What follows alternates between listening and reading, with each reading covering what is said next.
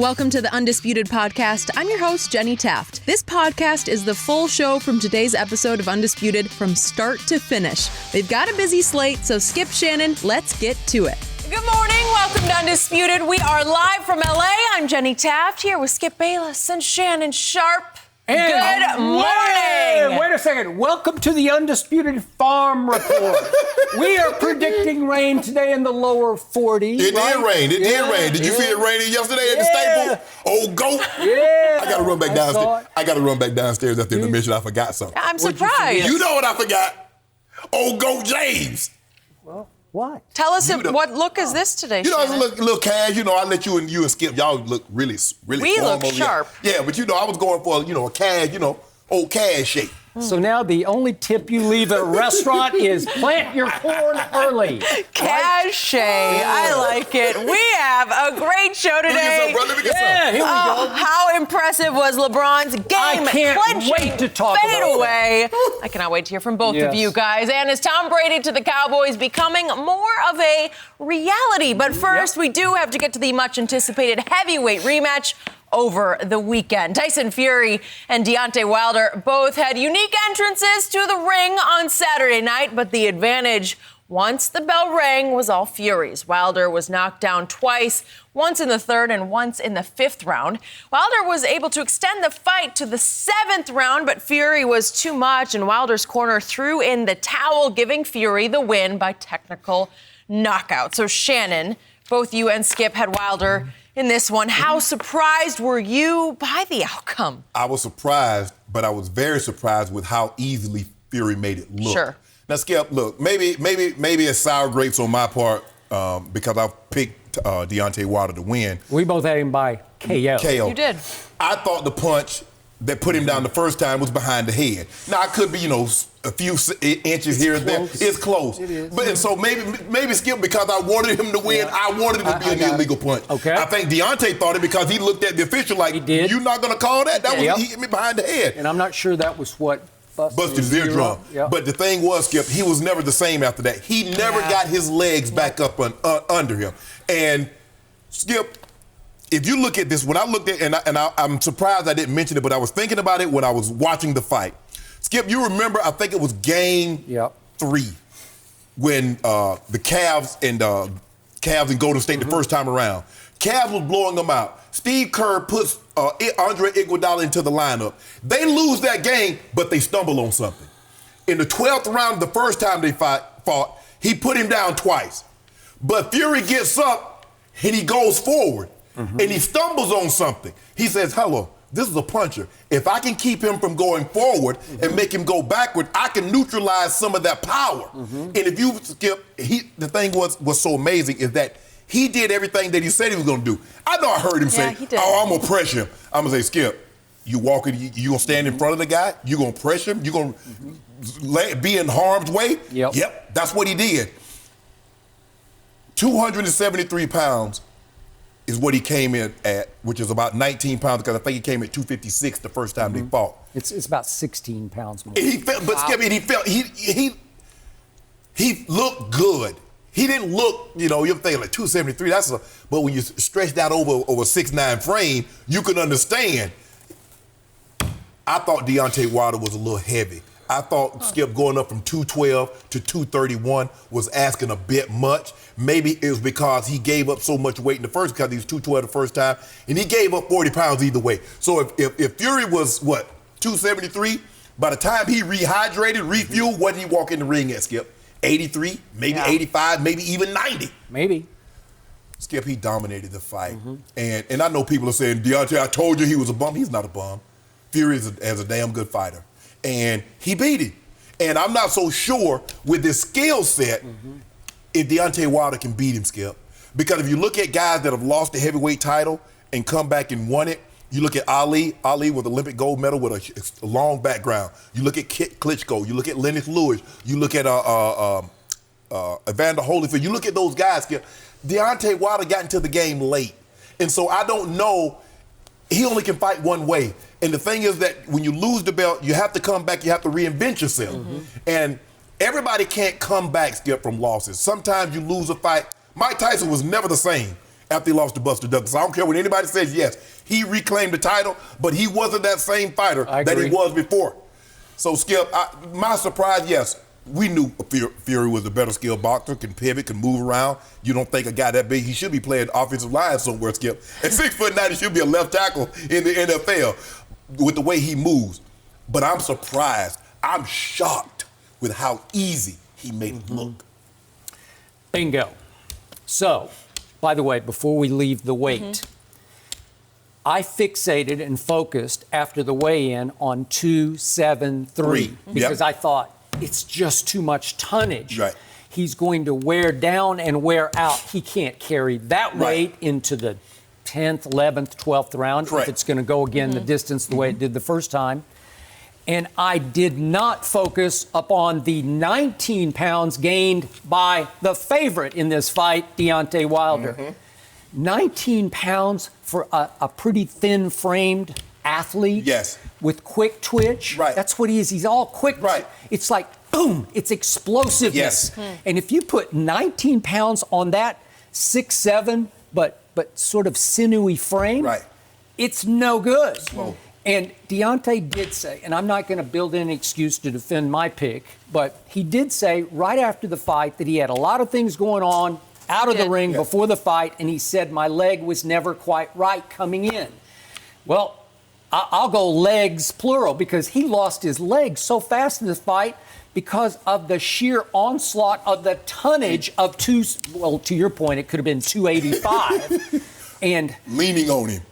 So now my big picture takeaway from this, and I've been covering boxing for a long, long time. I haven't been more shocked by the way a heavyweight fight unfolded since I sat and watched back in October of 1974 Ali rope-a-dope George Foreman in the Rumble in the Jungle in Zaire. Not more. I'm talking about sheer shock factor about the way the fight unfolded, given my eye test off the first fight when both of us thought, no, he's going to go down. And I brought that point up to you early last week that you made strongly coming out of the gate today. I believe that Tyson Fury won this fight at the end of the first fight when he rose like Lazarus from the dead. He looked knocked down and knocked completely out. I thought the count started slowly, and I thought he got a little break from the referee. But once he rose, out of sheer desperation, he went into weird attack mode. And I think he's thinking to himself, wait a second, this is working. I just busted right inside him, and he can't extend on me anymore, and he seems a little overwhelmed by my girth and tonnage, Skip, you mentioned maybe it was fight or flight. And he chose to fight. He could have retreated. So he did something that is unheard of. He fired his former trainer, and he goes to Sugar Hill Stewart, the nephew of the late, great Emmanuel Stewart, who I knew very well. He ended up changing his name because he said Manny was like a father to him. Like a father to him. And they went Kronk Memorial, all offense, all attack mode. Because it's straight out of the Kronk gym in Detroit. That's what Tommy Hearns was. That's what they are. That's what they teach.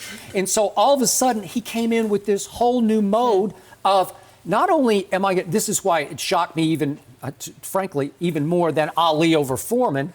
Ali didn't talk all week about how I'm going to rope-a-dope him. It was a secret tactic that just shocked George Foreman. And for those, our younger fans... You know, Ali just went right to the ropes like this, and he had trained his core to take the onslaught from George Foreman, who was just a beast. I thought Ali might, quote unquote, get killed. I mean, maybe even literally get killed in the fight. But didn't this play out like that? Ali was the more technical boxer. But George Foreman was the... But again, Ali kept that a secret. Tyson Fury just went open to the public with his game plan. I'm going to attack him in the first round and do damage. Bingo. Knock him out in the second. I'm going to knock him out in the second round. So what did I say on Friday? I said, to me, Deontay Wilder's best shot in this fight is going to be in round 2, because if the other guy's predicting a knockout, he's probably going to get a little careless and start flailing away. And I thought, if he's going to get caught flush with a shot, it's going to be in round 2. But Skip, but look, when he said that, I'm going to be on offense and I'm going to attack, We thought he was bull jiving. Skip, nobody thought he was going to do that. I didn't. I thought he really believed he I don't think Deontay Wilder thought that either. There's no way this man is going to stand in front of me. Last time he boxed, and a lot of people, Skip, thought he won the fight, even with the 2 knockdowns in round 12. A lot of people thought he outboxed him. But he says, I'm not going to leave it up to the judges. I'm going to put you on the canvas, bro. So, to my point, the 2 best shots that Wilder landed in the whole fight, really you could say the only 2 shots he landed, were in round 2, because it did get hot and heavy in exchanges in round 2. But because this man, Tyson Fury, at 6'9", whatever he's going to be, but let's say 273, because he was the most in shape 273, the most skilled 273, the most poised and head bobbing, hard to hit at 273, because he's got a great head. You know what? Like he's for his size. Yes. So neither of the shots that Wilder landed in round 2 caught him flush. Right. So we got through round 2, but I gave round 2 to Wilder, and it was the only round I gave to him, because after this, the tonnage is going to start to take its toll, because here he came. So the point is, from that point on, I never thought that Fury hurt him with any single shot. It was just blow after blow after blow after blow after blow. And it got to the point he was daring Wilder, go ahead and throw the right. Because Wilder had lost his legs. He had lost some of his will and lost his way. He didn't. All of a sudden, his punches had lost their steam because he was throwing them awkwardly, because something... He's backing up. But also he was getting overwhelmed by the mass, where he's just too small, right? It was a mismatch of size in the end and skill, because we only saw the skill in the first fight. We didn't see the attack mode. So when you throw in the attack mode, all of a sudden it's just too much. Yet, when it finally got to, actually in round 6... I thought they should have threw the towel then. Okay, my man Kenny Bayless, my namesake, the referee who's really good at what he does. He saved him, not by the bell, but remember, he docked Fury a point in round 6, and it saved the day, because I still thought he won the round 10-9. He was going to win at 10-8, because but the knockdowns were almost like push downs, right? Yeah, one time he leg sweep, he accidentally leg swept Deontay, and they correctly didn't call that a knockdown. Yeah.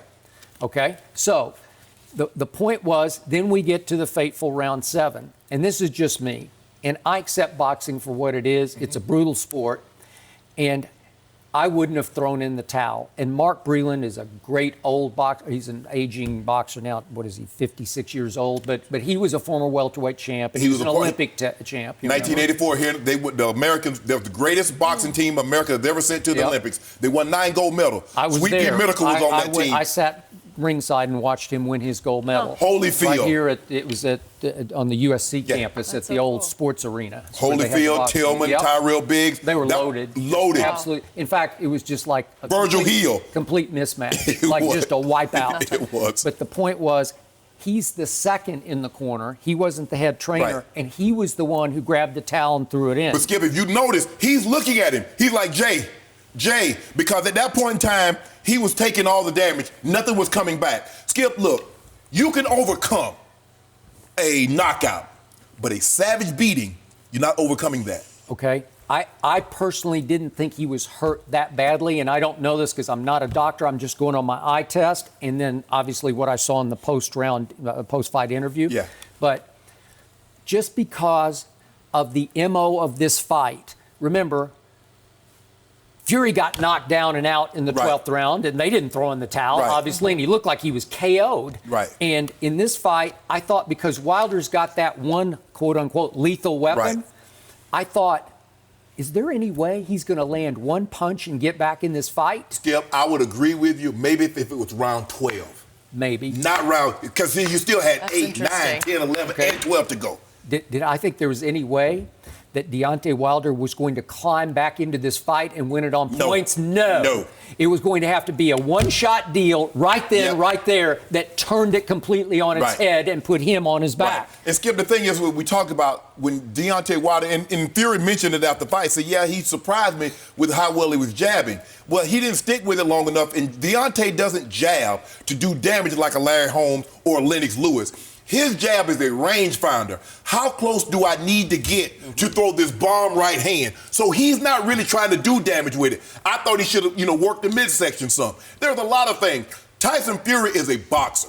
Skip, and for you, Wilder never had to be a boxer. He knocked out everybody. Exactly. But see, when you Skip, and that's the thing. What did George Foreman do? He knocked out everybody. Everybody. But when including Frazier. He almost killed. That's what the famous term. Down goes Frazier. That was it. George Foreman did that. He put it down, and then he was staggering through the ring. They thought he was going to. They actually thought he was going to kill Joe. But because Fury is so technically sound, he can fight a myriad of ways. And in order for Deontay Wilder to skip, I don't know if he's going to get I think he got 30 days to say I want a rematch. I don't know if he's going to sign this in 30 days. But unless he can change, morph into something else, he can't beat this guy fighting that style. I don't think so either. He can't beat this guy fighting this style. My eye test says it's going to be hard for me to buy into a trilogy fight, at least now. Right. Maybe I could do it down the road, but Tyson Fury's made it clear he doesn't want to fight down the road. Right. He said he got 2 fights. He said, I got 3. That's one. And, so he got one's MMA. One he wants to go in the cage. And do what? Yeah. Maul somebody, I guess. I don't know. Man, look here. That's style, though. That's too much leg, Skip. Man, they chop. Timber!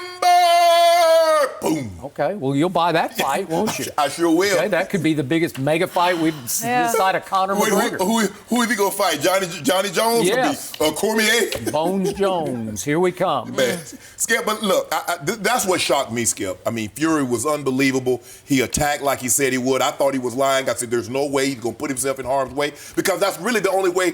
That's the only way Wilder could beat him. Wilder couldn't outbox him. He couldn't outpoint him. So you're going to put yourself in harm's way. You're going to look. I know what lions can do. I'm not walking into their den. Yeah, I watch him in a Jeep. But why am I going to go to their den? Hey, I'm here.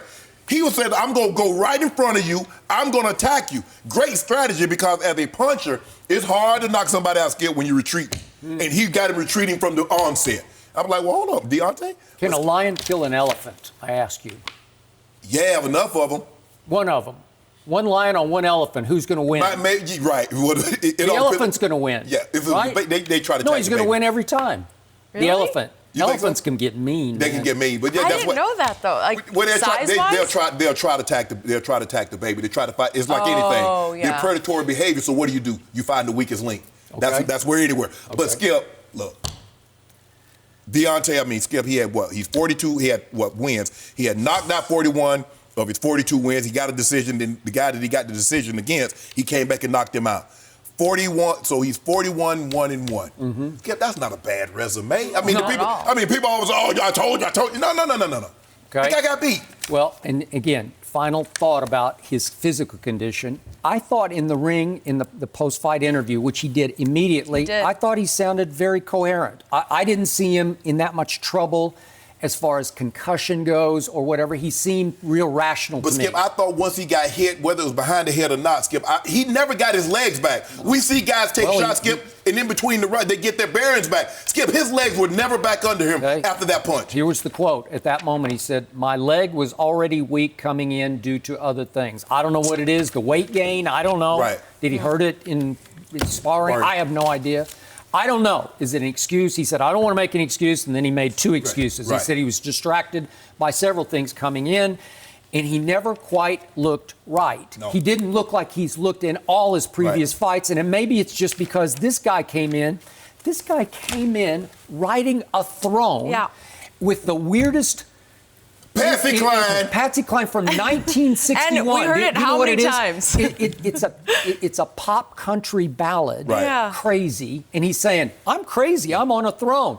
And in all my years of watching major sports events, I'm not sure I've ever seen anybody brag that much divulge a game plan, ride in on a throne, and then do exactly that to that guy. That was exactly. Pretty cool. I mean, that might be one of the great entries since Prince Nassim. You remember Hassan? I do. He used to be up there dancing, all that other stuff he's doing, and he comes to the ring, knock guys out. On a throne? Skip, he was special. Give him, you know what, Tyson Fury, give the man credit, Skip. Now, for me, I'd rather see him fight Joshua. Now, I would pick him over Joshua because Joshua doesn't have a chin. This kid here, he ain't not a kid, but Fury got a chin. And now they're teaching him to sit down. Like I said, Skip, he put punches together. Like you said, it wasn't no one punch, but he was putting punches together. Now, if they can get him to sit down on a few punches, I'm taking him over Joshua. Yeah, they ought to fight in London because it'll be the biggest British heavyweight fight ever. First of all, Joshua doesn't want to fight anywhere but London. Yeah. I mean, he's fighting in Manchester, he's fighting in Wembley. I mean, it's got to be Wembley. One night he tried Madison Square Garden and Andy Ruiz put him down. Right. But here's the thing. If you want to be known, you got to fight in Vegas. You got to fight here. That's why Klitschko never got the love that he got because he always fought overseas. And America, like I said, the American boxers, Skip, the Deontay Wilders, they play defensive end, or they play left tackle, or they play tackle in the NFL. That's what they do. So, because boxing is a different animal, Skip. Because, like you said, you could be distracted in a lot of other sports and still play at a high level. When you do combat sports, or you do boxing, you do MMA, your mind better be free and clear. 1,000% Because if it's not, and your body better be 1,000% right, or whatever little thing you have is going to get exposed. Yes. That's what I love about one-on-one combat. You have no help, no teammates. Hey, you get it. This ain't WWE, Skip. You got tag teams. You can tag your partner in. He get it and take some of it. No, sir. It's me against you. And like you say the elephant, it's about predatory behavior. Yep. Once Fury figured out, man, I got him. Yeah. The man, he's sticking his tongue out. He got him in the clinch, and he's like, I got this. He's doing all kind of things. He licked his blood. That was weird. But he predicted he's going to lick his blood, and he licked his blood off his neck. Look, he did what he said he was going to do. Man. He did it. He lived up to everything he said. Did you watch what happened his last fight back in September? Otto Wallin, the Swede? The Swede opened a 47-stitch cut over his eye. And I'm thinking, where was that guy this time? Where was he? Remember he said, Deontay Wilder, if you couldn't beat me after a 3-year layoff, you're never going to beat me. Now that I've been training and I've been conditioned, you're never going to beat him. And then what an entertainer he is. Then he stands in the post-fight ring and he sings Bye Bye Miss American Pie, and he sang it a cappella pretty well, and he knew every word. Yeah, but you know good well the first thing they teach you at school, in media school, you never give up the mic. Nope. I know. I was having You don't know what the mic might be in the crowd. It might go all the way up to the top. I hate that. Wait a second. That's what they taught you. That's why. Yeah, you don't get Wait a second. That's the secret to Undisputed. It's why I never get a word in edgewise. He never gives up the mic. Steals the mic. You never give up the mic. No, I know that. Working as a sideline reporter, the moment they take the mic, you got to step back. Yeah, you're like, I got this. You're losing control. Yes. And he took over. But it was everything we expected, right? Every drama. Vegas looked like the place to be. Skip. Heavyweights. The biggest live gate since Lennox, Lewis, and Holyfield. This is... Look, Mayweather. Okay, I'm done with this. No mercy. Skip Bayless. Yeah. I didn't want to do this. No. I really didn't want to do this, Skip. Have a drink for me. Because I know what you was doing. You was tweeting. Oh, he missed free throws. And you wanted to come in here and gloat. You wanted to do that. But I tell you what. Now, I remember I told you, Skip, that something happened in January. And you kept running it back as he kept playing it. Jaylen Brown dunked on the, ooh, boo, ooh, boo. I think he's going to get it back. Wait, can we see it right now? No, we can't see it. No, I want to see it. No, it's not your turn. I missed it. I missed it. It's not your turn, Skip. It's my turn. You're not finna show no low lights in my time. No low lights yet. Skip. Sorry, but now you told me you like the dream shake. Mm-hmm. You remember. Oh, wait. I just saw it. There it is. I thought that was the GOAT. No, it is. Okay, yeah. He got dunked on by a little guy. In the second quarter, what quarter was that? Second quarter? Yeah. And you remember how he bragged? Oh, he dreamed of that moment. Ooh, that's a moment I'd never forget. Posterized the GOAT. Yeah.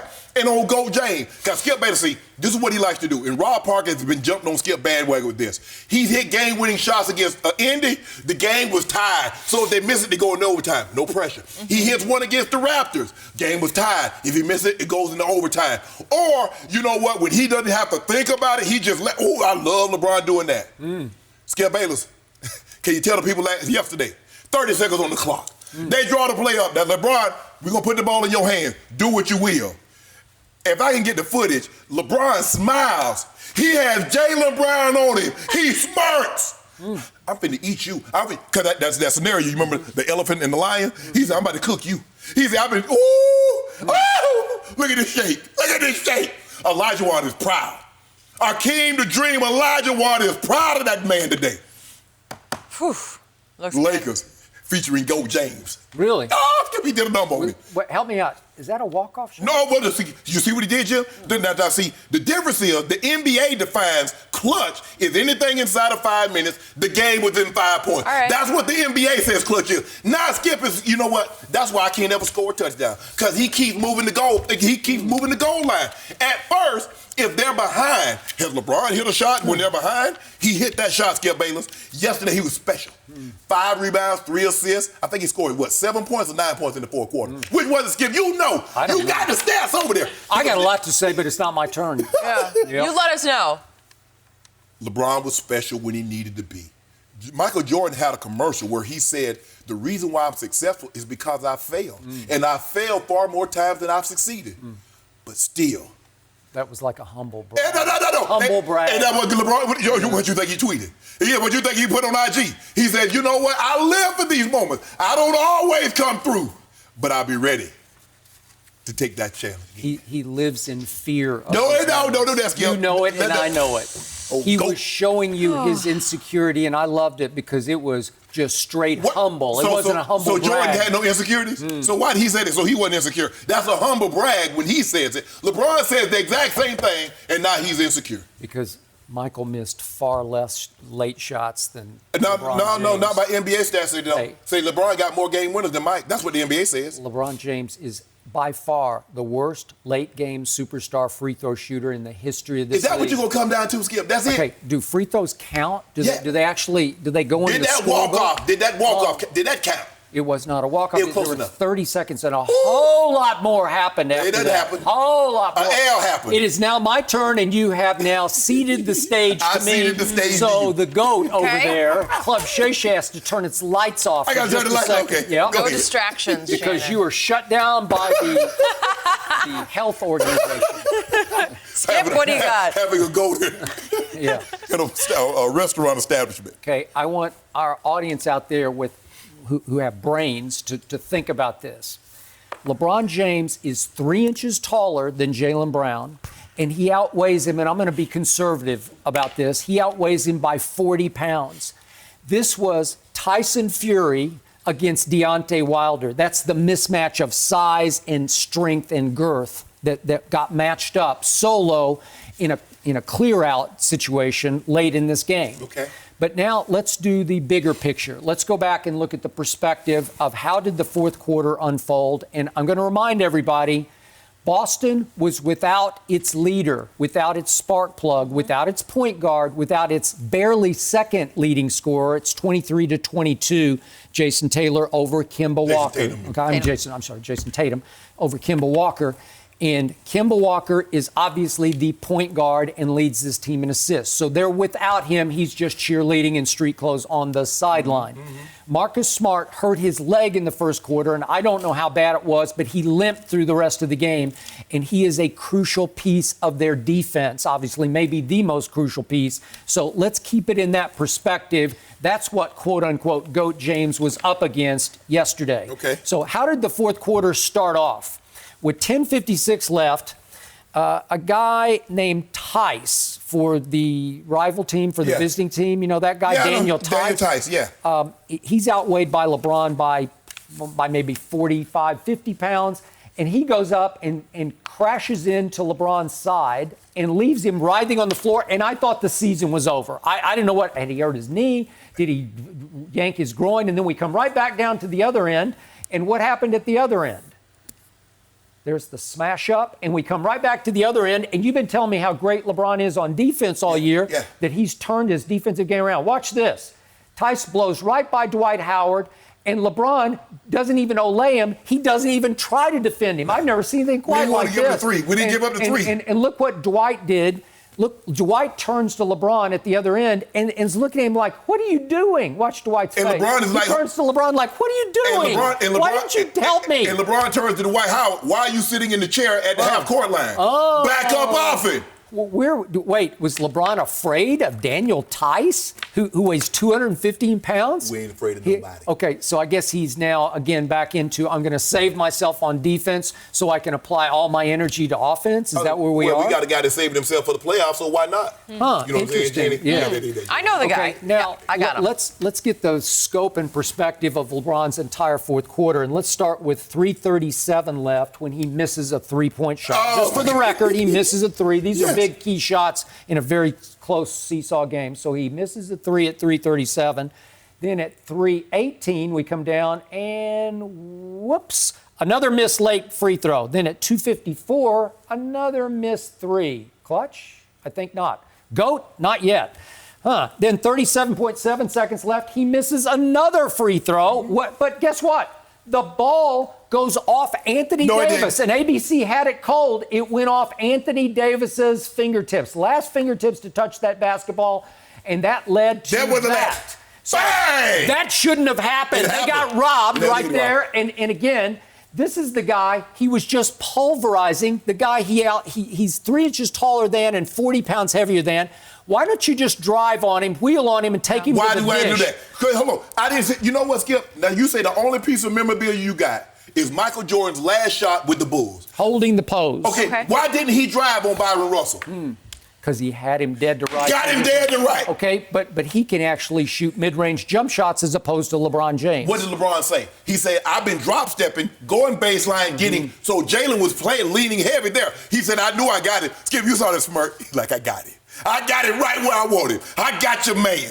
Skip Bayless, I got your man. So my man, Shannon Sharpe, had the audacity to say he got revenge over getting dunked on. And how did he get revenge? He literally and figuratively faded away from the free throw line. He ran backward from the free throw line by shooting a fall away, an all-out fall away as hard as you can go away from the basket is how you got revenge on getting dunked on. That's his shot. Really? Okay. Yeah. Well, I dare him to shoot it in other clutch situations because that's a hard shot. I did it. It should be much easier to go shoot what are called free throws. No. They're called free throws because they're free. Skip, baby, don't do that. And if you can make your free throws like stars make their free throws, you could have just salted that game away. We don't need to salt it. Because then you say, he made the free throws. I wanted to see him take a clutch shot under duress. Now, he did that now. No, I wouldn't. I would stand up and give him an ovation if he made his free throws. You should be doing right now because LeBron James in the fourth quarter, 9 points, 5 rebounds, 3 assists, 0 turnovers. Because, Skip, you remember last time, you were quick to point out LeBron had 7 turnovers. LeBron is yada, yada, yada. He had and then there's something to be said when your guy tells you, because Frank Vogel was telling Kyle Kuzma to take Jason Tatum. And LeBron James, during the timeout, Skip, you can read his lips. He told KCP, you take it. It's something to be said, like, Skip, they could call a play. Mike Shannon, my head coach, and Kubiak, my offensive coordinator, they could call the play. But it was something to be said when number 7, Elway, says, hey, T, go get open. Woo! Hey, I gotta do it. I gotta do it now. KCP put that hawk on him, out of bounds, and got a charge on him at the end of the game. Skip Bayless. So the Lakers' Achilles heel on defense has been tall wings. They have a hard time guarding tall wings because they get cooked by everybody, starting with Kawhi Leonard. And I keep wondering, where is LeBron? Because he's a tall wing. Why wouldn't he guard Jason Tatum? So if you don't mind me asking, Skip, did Jason Tatum cook the Clippers? They beat them right before the All-Star game. So let me ask you a question. I know another tall wing right now might be leading the MVP race, Giannis. Who's stopping him? That's what makes these players so elite. Who's stopping James Harden? He ain't tall. Let me ask you a question. Did you see LeBron on Jason Tatum yesterday when he was on his way to scoring 41 points? I would have been impressed if LeBron had said, you guys, go sit down. I got it. I know. Guess what? I know a guy that guarded him. he took turns. Marcus Smart and Jason Tatum, the Thursday before the Sunday All-Star game, took turns cooking Kawhi, a two-time Defensive Player of the Year. They was fighting over the ball, Jenny. Yeah. I want to bust him up. No, you did it last time, Jason. Wait, was Kawhi actually guarding Jason Yes. Tatum? Yes. And got cooked. Where was LeBron? And got cooked. Wait, how can you call him the best player on the planet when he refuses to take the best player on the other team? Hold on, Skip. Interesting. Stop. No. I'm not going to let you do this. I'm not going to let you do this. This man cooked him. Was Jason Tatum guarding LeBron? No, they gave that work to Jaylen Brown. They gave that work to Gordon Hayward. Because what you want to do, you don't want to exhaust. Larry Bird never took Magic. He never guarded the toughest guy. He wasn't quick enough to. I thought LeBron was a great athlete. Hold on. Larry Bird was the last man to win 3 straight MVPs. How you 3 straight MVPs? You the best player on the planet, and you don't guard the best. That's what you just told me about LeBron? Well, you're telling me he's the GOAT. Goatish! GOAT's guard. And he did goatish things yesterday down the stretch. I didn't see goatish, Yes, but you I did. did see another robbery call, the second one, with 50, because there's a whole lot of game left after 30 seconds. So with 15.5 seconds left, what happened? I saw a play over right in front of Brad Stevens, right at his feet at the Celtics sideline, in which Jaylen Brown tossed the ball over. Wait, that's the fadeaway. That thing I'm tired of seeing that. Thank you very much. Here it is. That's a foul. He rams into him and threw him out of bounds. And Brad Stevens is out of his mind. Brad Stevens, who rarely gets technical fouls, got attacked. No. You can't do that, Skip. You can't show up the official clapping your hands like that. He rammed him. He knocked him out of bounds where he couldn't catch the pass. That's a foul. He threw him down. You have to call that, but no. Let him play. Cooking. Let him play. Home cooking. Hold on. You tell me all the time. Let him play. That's what you tell me. Let him play football? No, you tell me all the time. You got swallow your whistle. It's the fourth quarter. That's a foul in the first 5 seconds or the last 5 seconds. You know it, and I know it. And the guy who really knew it was Brad Stevens, who said, "Are you kidding me?" Yeah. And they blew the whistle at him. So it was back-to-back bad calls. Skip Bayless, you know good and well they did not they didn't call the tag when he said, "Are you kidding?" He followed him down. He was clapping, and he went out of the coach's box. That's why they gave him the tag. Now stop doing that. Brad Stevens does not get technical fouls, and he didn't deserve that one. You didn't say what you call him. You remember when Kane Fitzgerald threw LeBron out? Yep. LeBron James had never been thrown out of a game, and Kane Fitzgerald ran him over a bum call. Okay, I agree, but you're changing the subject to the bummest call was this one. So they missed the AD call, and they completely blew this call, and it changed the whole flow of the basketball game. You'd have just been the only thing that would have happened, LeBron would have been hit a three, and then you'd have tried to find hit a three, and you'd have tried to find another way to criticize. But you missed can't. His last 2 threes, and he'd missed 2 straight big free throws. What about that? First of all, we shouldn't have been in that situation because AD missed 2 point-blank layups, and he lagged back on defense, and Jaylen Brown hit a 3 in the corner. So we shouldn't even ask LeBron to pull one of his superpowers out, that dream shake. He was saving that for you know who. But we brought it out yesterday. You were very lucky because I think a lot of people underestimated just how close Jason Tatum is or got to be to Kobe Bryant. Yes. Okay. And Kobe became his mentor and his coach. Remember all he was breaking down his film for him and teaching him Mamba moves, right? Yeah. So I think Jason Tatum came in yesterday to Kobe's house inspired to honor Kobe. Had the purple wristband on. And it was the spirit of Kobe was flowing through him. Yeah. So he was on his way to, I thought, a miracle finish, a Kobe-esque finish. And the last play gets a little disrupted because the pass from Marcus Smart's a little low. It's a little too crazy. It's a little too chaotic. And he does have to shove a little bit with the right hand. KCP. This was actually that was a Jordan-esque right there. And it's a little short. Maybe a lot short. And the point was that would have brought down the house. No, it actually would have shut up the house because that would have been the shot of shots had that one gone in. And there was obviously a foul call. And that's why LeBron said, KCP, you take it. Clutch Sports represent one time. Really? Yep. And then my final point is that a little play happened with 51.8 seconds left that would have won the game for the Celtics, and I've told you. How you gonna win the game with 51 seconds left in the game? Was it a 20-point play?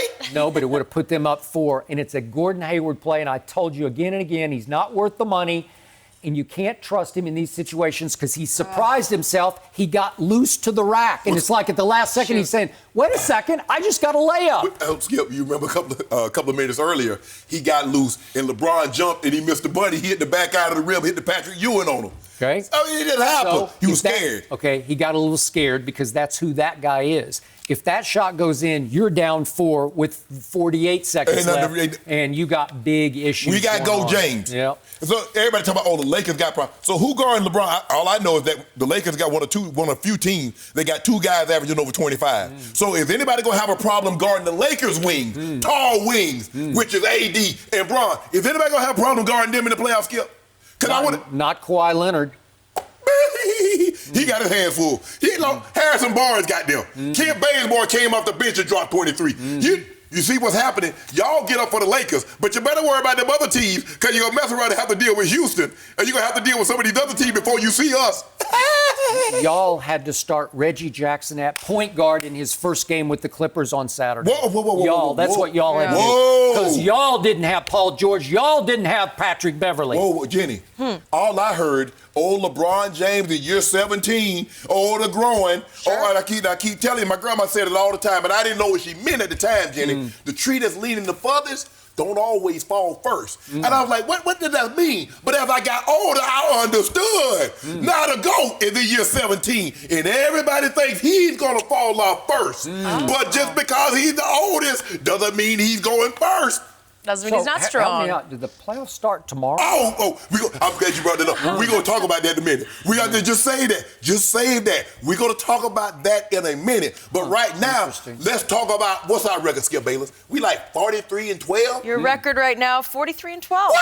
Look at you. 5 cases. I'm going to need it because I said 56. I'm going to need them cases. I'm going to need them cases. Fire today. I'm going to need all the cases. I need all my cases. Got the party. You can wear your goat mask in late February because you ain't wearing it in June. And guess what, Skip Bayless? I'm going to have it again on Wednesday. Because guess who they play, Skip Bayless? That's not what you've been looking for. You've been wanting this. I want Zion to play LeBron and AD. Finally, tomorrow night. And I'm going to have a goat mask. I'm going to have a little something special. I might die. That seems to be the thing right now. I might die the old right here. That old soul patch, I might die. What you think? What color? Should I put it purple? Purple. I think I'm going to die purple. I'm going to die purple. Yep. You a hater, Skip, man. You a hater. You a hater.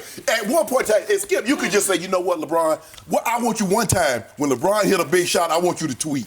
I complimented him. No, you didn't. Wait, on Friday night, I complimented him. He made 11 of 12 free throws. It wasn't a close game, but he made his free throws. No, I don't want. It was the one night he didn't have an Achilles heel at the late game free throw line. I don't want that. I don't want you to send that tweet that out. I want you to tweet that was a big shot by GOAT James. The end. That's all I want. Just do that. That's it. And then he posted his insecurity. I don't always come out as I would like to, but succeed or fail, I'm going to try every single time.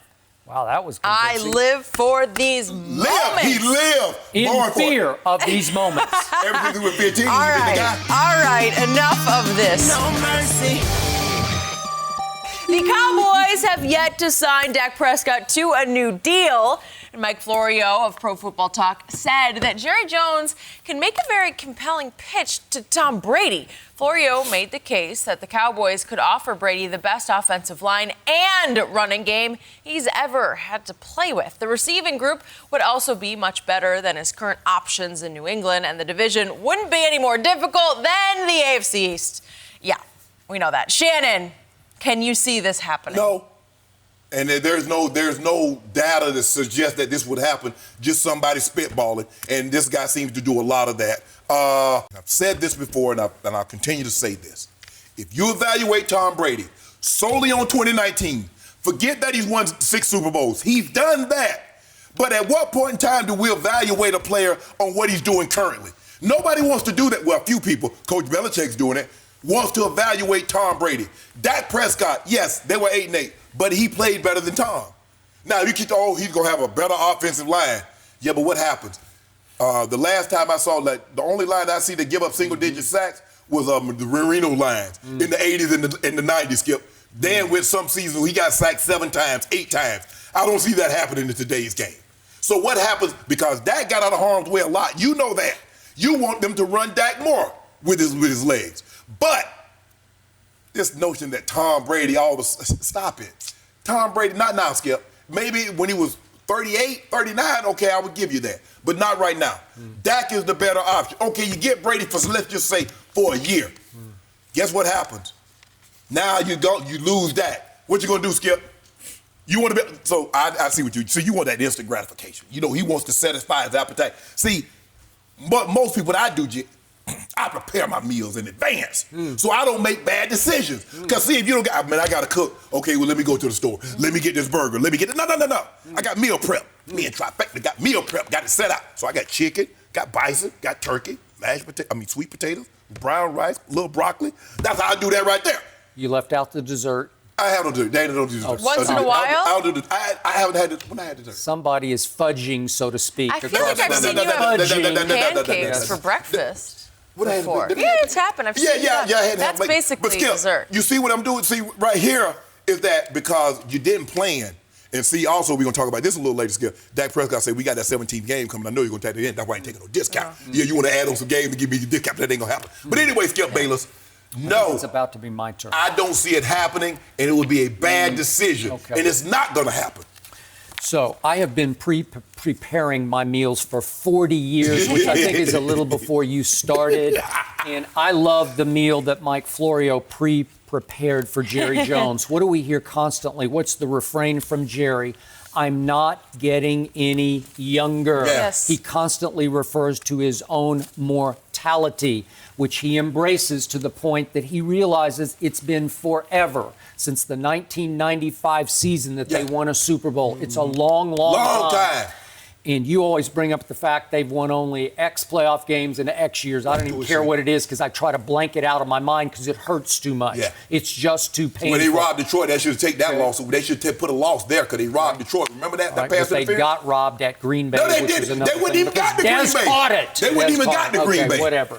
So the point is, this is a win-now league. I thought this team was on the verge last year, but for 18,000 different reasons, or maybe 4 different reasons, speaking of you see what he did? You see what he did? He done turned on the guy and say, the only reason they didn't make the playoffs or win the Super Bowl was because of number 4. I can't believe the picture that Florio painted because he starts out by saying he could envision Jerry finally saying to Dak and his representative, look, we've tried to sign you to a long-term contract. We've offered you umpteen different structures and figures, and you continue to say no.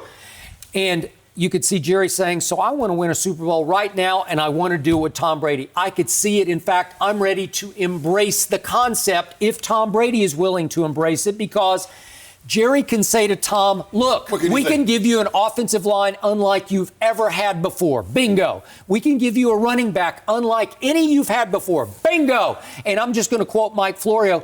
We can give you receivers far better than this revolving door of mediocrity that you're dealing with in New England. Boom. So, case closed. Can Tennessee give him that?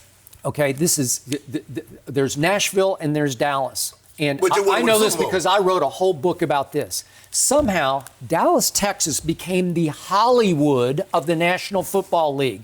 And it's a weird story because Dallas just... Well, they ain't doing no big movies. Can I speak, please? Yeah, I mean, you're interrupting like every other sentence. Maybe I will. Do you want to get the mic? You can have the mic. I can't even keep my train of thought here. You're interrupting me every time I... Yeah. Go ahead. The guy's just spitballing. He's throwing... So where's the factual data? Can I speak? Yeah, go ahead. Seriously. I am not pleased right now. Will you let me talk?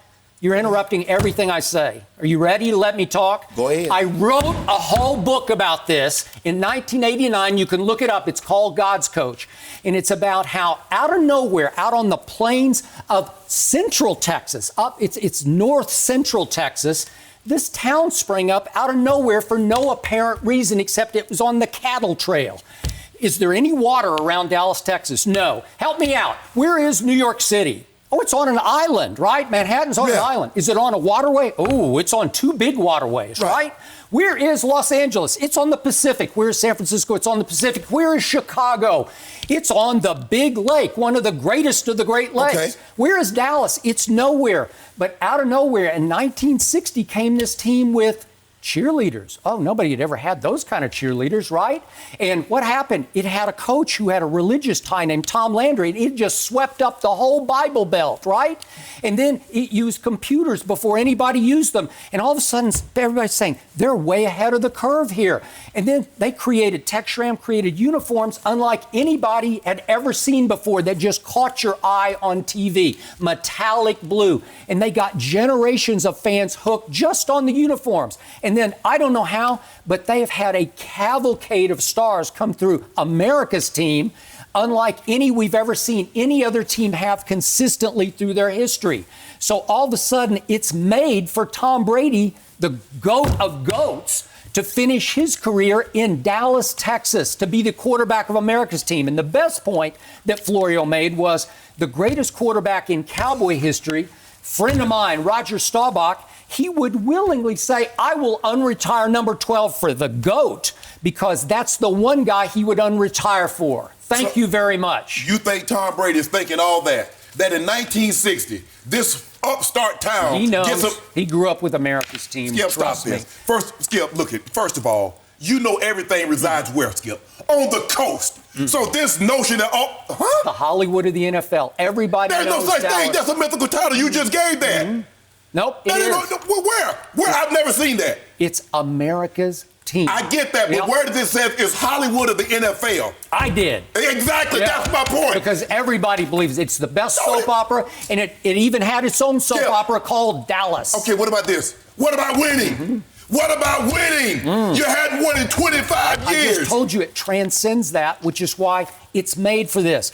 What did our man, who's your favorite college quarterback? Tua. Yeah. What did he say yesterday? If you're saying to me I can choose the team I want to play for as far as my favorite team growing up, then I'd probably tell you the Cowboys. Wait a second, he's from Hawaii. How did that happen? Let me ask you a question, Jenny. Ask all the other guys that's going to be in the first round, any drafted player, if they can choose where they want to go. Cowboys, more Cowboys. Stop. Trust me. They're going to be some Steelers in there. They're going to be some Broncos. Come on, Skip, stop this notion. I got it. I love it. Skip, and then you can say, well, Tom, you don't want to go to the AFC West because they got Patrick Mahomes. Oh, I guess he doesn't know Tom Brady that well. Tom Brady, the GOAT, is afraid of competition. So he's going to stay out of the West because of competition. He wants to go to the NFC East because it's the weakest division in football. Really? Thank you. I didn't bring that point up. That's Florio's point. I'm not sure it's the weakest, but who wants to go fight with Mahomes over there? If you the GOAT, that's what GOATs do. Hold on. Whoa! He beat him the last 2 times he played. No, he didn't. No. Skip, you know what GOATs do? The GOATs, they have this right here. What they do? They fight it out over territory. They fight it out over women. Boom, ram head. Well, if you that guy, fight with my homeboy. If he's what he said. You are scared to death. Scared of what? Going to happen. It ain't happening. Because suddenly they just might be the favorite to win next year's Super Bowl. They just might be. I'm gonna tell you what. You know what? I'm gonna tell you what. I would make them the favorites. Dak Prescott and Tom Brady knew early on that this 17th game is gonna happen sooner or later. Good. And I'm not gonna play more games and take less money. Good. That's what we got. Okay. You can go try to get all your money wherever else you want to get it, and we'll take Brady. I ain't mad. Go ahead. Brady's not going there, and you're going to mess around and lose Dak. Yeah. That's what I want to see happen. We'll take Tom Brady for 2 years and take our 2 shots, and then we'll just close up shop and go home. We're good. Skip, you're not winning. This notion, I've never seen anything like this before. I've never seen players, media. You talking about LeBron fanboy, this Tom Boyd fanboy, because they want him to win so Jenny. They want this storybook ending. He got to go get Super Bowls and then ride off into the sunset. It's not like he got 6 is enough. We want to give him the best offensive line, the best receivers, the best running back. Come on. What are you talking about fanboys? Tom Brady is the most resented and hated star quarterback in the history of this league. How is he so resented? In the last 4 or 5 years, he's number 1 in jersey sales. Who the hell hates somebody and buy their jersey, Jenny? Do media people buy jerseys? Whoa. Stop that notion. Fanboy, Mike Florio. But anyway, Skip Bayless, look. It's not happening. I understand you want your Cowboys to win because you get tired of becoming. I don't want them to win. I just think they would win if that happened. You said that with Dak. Yep. Now, every year you come up here and say they're going to win with Dak. Now Dak ain't got it done. Now you want to kick him to the curb. I hope Dak listening. I want Dak to watch this. You're getting impatient. I've just had enough of asking for more than Mahomes is going to get. At some point, you have to be somewhat realistic and say, okay, the market is saying I should take this. When are you going to be realistic that the Cowboys what have I told you again and again? Soon? What have I told you? This team is so powerful, and you can make so much off the field. If you're the quarterback of America's team, you have to take hometown discount. Off the field or on the field? No mercy. According to reports, the NFLPA Executive Committee was split on the proposed CBA presented by the owners, which includes adding a 17th game. In a conference call over the weekend, the Players Association ultimately decided to postpone voting until they meet this week at the NFL Combine. So, Shannon, what does this tell you? Well, Skip, the narrow vote tells you that just how close, how divided these players are on this topic. And Skip, look, there's a rep for every team, 32 reps. But from those 32 reps, they choose an executive board, which is made up of 11 reps. Mm-hmm. So what you do, Skip, you have basically you're the mouthpiece of your team. Now, I'm sure some of these player reps, they've called around and talked to some guys from other teams to get a sense of, okay, so where are you? What are you thinking? 17th game, what would you like to see? Mm-hmm. Skip, this thing is going to happen. It's just a matter of time. The problem that I have is that the players still bargain for petty privileges. Mm-hmm. Now, I've talked to someone very close to this situation. You know the two most important things to the players, Skip? It's not lifetime medical. They mention nothing about no franchise, no transition tag. You know what it is, Skip Bayless? Practice time is smoking weed. Now, the NFL owners, that's true. Skip, the NFL owners, they got to give the public perception that they care. They really don't care about weed. They're upset that their players get suspended because they know half the U.S. population is smoking. And now these states are making it legal. Mm-hmm. So they're like, hold on, it's legal basically everywhere else, but we can't do it. So now, instead of getting tested like 4 months in advance, now they can only test you 2 weeks in advance before the season. Okay, we got to get that. Now we're going to raise the nanogram, Skip. Instead of 30 nanograms test positive, we're going to jack that up to 150. Skip Bayless. Now, there's not a player in the NFL that makes as much money as Roger Goodell. What did Roger Goodell ask the owners for? He asked them for a lifetime private jet and lifetime medical. Here's a guy, Skip, that's never had a pair of cleats on a football field since he's been the commissioner. All he does is walk on the field, and I got no problem. I love commissioner. Talk to him every time I see him. He shows me love, and I love. But Skip Bayless. By the way, the league has boomed under his. Yes. But it's funny. A guy that makes $40-50 million, he ain't asking to smoke no weed. He ain't asking, hey, I want more time off. He said, give me a jet and lifetime medical. That's a guy that's making $40-50. But these guys, they want to smoke. They don't want to have practice on OTAs on the weekend, Skip. Come on, let that sink in for a second. Okay. This is what the owners knew, Skip. This happened in '87, and I know you covered it back then. The strike. What you had happen is that you had the most prominent players. We don't need to call no names, but you know who they are, Skip. They crossed the picket line. I'm talking about Hall of Famers. So that left them, and the owner's like, I covered a Monday Night Football game between the Redskins and the Cowboys in which all the Cowboy stars walked the picket line. Wow. Too Tall, Tony Dorsett, Randy White, they all came back and they played a quote-unquote scab team coached by Joe Gibbs who beat their butts at Texas Stadium. Okay, that's what this is. That's what it's coming down to. Skip, did you know that before the owners locked them out in 2011, did you know the players got the biggest share of the revenue? People don't know that, Skip. In the original CBA, before the owners locked them out, the players got 53-47. The owners locked them out, and they take 54-46. And they say, give us a 17th game. And what we'll do now, I don't get too drawn out with this, but let's just say you make $16 million a year. It's prorated because you get a bye week over 17 weeks. Skip, we're going to add a 17th game, and we're going to pay you $250, even though you might make $1.5 million. But that's with an asterisk, Peter King just came out and says you can negotiate more pay with your team. You can. Skip, you open up a can of worms, aren't you, Skip? Because remember, that's why they got a salary cap. Because they didn't want you to go outside and say, because Jerry spent $300 million to win him a winner, kind of like the old Yankees used to do. That's interesting. Skip, I'm surprised in talking to people. Now, Richard Sherman is fighting really hard, benefits. Instead of 5 years, he said, can we get 10, 15? If we can't get lifetime, can we get 10, 15 years of medical? Can we get some of the things? And he's fighting his tail off. If I'm going to give up another game because player safety, so much for player safety, Skip. But anyway, that's another day. It's going to happen. It's not if, it's when now. So I'll be the first to tell you, I don't enjoy talking about this topic. I'm like a billion other NFL hardcore fans out there. In the end, I just want my football. Right. I have had, over the length of my career, a lot of sympathy for the players who always seem to lose their way in negotiations. But in the end, I just want my football. So I despise the notion of a strike or a lockout because it doesn't really do any of us any good, even us sitting right here on this show. No. It does not do our quote-unquote product any good at all. I believe most fans watching right now have little to no sympathy for any of what you just talked about. I think they're mildly interested in it for the points you made. And yet, in the end, I do care enough about this that on Friday, I expected the executive committee of the NFLPA to dig in and vote 11-0 against the owner's first offer, but the one that they said we will not renegotiate. Right. The owners just dug way in. They just said, here it is. This is what you're going to have to swallow because we're not going to change one cross T or dotted I in this. Here's our first and last proposal. Correct. Like it or not.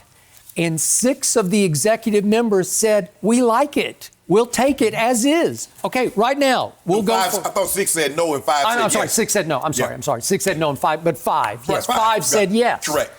So I didn't really focus on who the 11 were, but there are no big stars on here except, I could argue, Richard Sherman's a pretty big star, Right. okay? But he's the only one that you would say has star quality. Right. So this is kind of rank and file, guys who volunteered their time to be an executive, because a lot of stars are going to say, I don't have time. I want my for that. time. I ain't got, Right? Going to Hawaii is nice, but I Yeah. want to spend time. I don't want to do that. Right. Correct. So the president and the treasurer are both retired players, Eric Winston and Mark Herzlich, right? Right. They're out. Right. Okay. His tenure's coming up because you get 2 years, Skip. He was reelected in 2018. All So right. this is Okay, I got it. And then I'm going to quickly run down the other names. Sam Acho, Lorenzo Alexander. Who just retired. He made 2 Pro Bowls, but not a big star. Zach Diassi's a great long snapper, made 2 Pro Bowls, but he's a long snapper. Thomas Morstead made 1 as a punter, punter. Russell Okung's pretty good player, but not a big star. Right. I mentioned Richard. And then I saw Michael Thomas, and I thought, Michael Thomas. No, it's not that Michael Thomas. No. It's the undrafted free agent safety and special teams player Correct. who did make 1 Pro Bowl as a special teams player. Okay, no, and Adam Vinatieri's the greatest kicker ever, but he's still a kicker, right? And then I love Benjamin Watson, everything he stands for. I'm glad he's on this committee, but he's a 39-year-old tight end who's not a star, not a Pro Bowl player, right? Right. Won a ring in New England. I mean, probably the only guy that people know on that roster is Richard Sherman. Richard Sherman. Okay, so that's what you need to know. That's what you're sort of up against here. It's not the stars voting 6-5 to say no. Right. It was just a bunch of rank But what and they're file. doing, Skip, is that you go back and it's like. Okay, when we go to the board, I mean, we looking at topics, you like, okay, you like this topic. It's like you bouncing it off to me to see what I have idea what I would like to talk about. Okay. Well, when they're voting, they've talked to their team. Okay. And they've gotten more, hey, guys, I'm all for this. Because they're looking short-sighted, Skip. But here's the thing, and I was talking to a guy that's very close to this. I said, do these guys know? Now, this deal is going to be for 10 years. Do they realize that 80%, 85% of these guys are going to be out of the league halfway through this, and they're going to be able to smoke weed on their own. Okay. And they're going to be able to do whatever they want to do. Do they understand that? Okay. But guess what? You're probably going to have some injuries that you're going to need to get fixed. Yep. So just for balance on this, for perspective, the executive committee of the NBA's Player Association features Chris Paul, Iguodala, Kyrie. So superstar, Skip, you remember LeBron used to be the VP. He did. Okay. That's the difference. Player-run league, owner-run league. That would have been the equivalent of, say, Tom Brady or Peyton Manning saying, I want to be president of VP. Correct. Or the Players Association. Okay. So this is just me. If I were a player and a superstar, I would want to go to war, so to speak, go to battle anyway, over a hard salary cap. I would want to try to get it dismissed. That's the essence, because don't cry poor to me anymore. Right. Thank you. But you got a hard cap that you always vote in. Right. You re-vote it and re-vote it. And then you say, we don't make enough. Well, Okay, that's on you. Get rid of the franchise tag. Skip, how can there be free agency if I can tag you and I can't go chest to market? I mean, if you're in a normal workplace, Jenny, you would be able to. You can't. Look, I love my job. I ain't trying to go nowhere. But Fox can't tag me at the end of my contract and say, Skip, I want you to stay. No. Okay. I mean, come on, guys, and get that minimum up. Say, okay, y'all want minimum salary is $2 million. Okay. It's interesting that you listed everyone because I didn't really realize who was a part of these decisions. Yeah. It's really interesting. And 5 of those guys said, we love it. Yeah. We'll rubber stamp it right here, right now. Let's go forward. Because the owner said we're not doing anything else. Yeah. So, Skip, you kind of get nervous. When they say that, if we don't take it now, they say nothing. I know. I got it. D. Smith, the head of the NFLPA, said, look, he told 3 years ago, start saving your money because we prepared to do this. And now we were a year ago headed this. All right. Well, both sides continue to discuss at the Combine. That is the latest, and we'll keep you posted when we learn more. No mercy. Tyson Fury and Deontay Wilder both had unique entrances to the ring on Saturday night, but the advantage once the bell rang was all Fury's. Wilder was knocked down twice, once in the 3rd and once in the 5th round. Wilder was able to extend the fight to the 7th round, but Fury was too much, and Wilder's corner threw in the towel, giving Fury the win by technical knockout. Fox Sports NBA analyst and huge boxing fan Chris Broussard with us now. Good to have you on this one. Great to be on. How surprised were you by the outcome? Well, I picked Wilder in a 10th round TKO. So obviously I thought he'd win. I was surprised he lost. I would not have been surprised if Fury had won in a decision. Because it was a close 50-50. A lot of people were saying it's a 50-50 fight. I wouldn't have been surprised at all if he just outboxed him for 12 rounds. Right. But for him to march forward the way he did and knock him out, that surprised me. He was saying he was going to do it, in the preview to the fight. And I thought he was just talking noise. Selling the fight. Right. And I thought he may be trying to throw Wilder off. But here's something I have said since Wilder's become champion and, been this prominent fighter. And this is why, despite his all-time high knockout percentage, despite his record, no one really has ever put him in the class of Tyson, Ali, Foreman, Frazier, Rocky Marciano, any of the really great heavyweights. Because the fact is, he can't box. He cannot box. He has this. Right. His fight against Luis Ortiz recently. He was getting shut out. Yes. Beat every round, and he knocked him out. Made one mistake. Right. And so what Fury did that was so great, when he took the fight to Wilder, and he had Wilder backing up. Like, even round 1, I was watching the fight with some guys, and we're like, the body language on Wilder's not good because he's backing up all of a sudden. He's never used to Nobody's backing made him up. do that. Right. And he lunges when he throws the right. He steps forward with his left and then lunges. You can't do that if you're backing up. And once Fury took that away from him, he had no answer. No. He doesn't jab as a weapon. He does it to measure so I can get the right.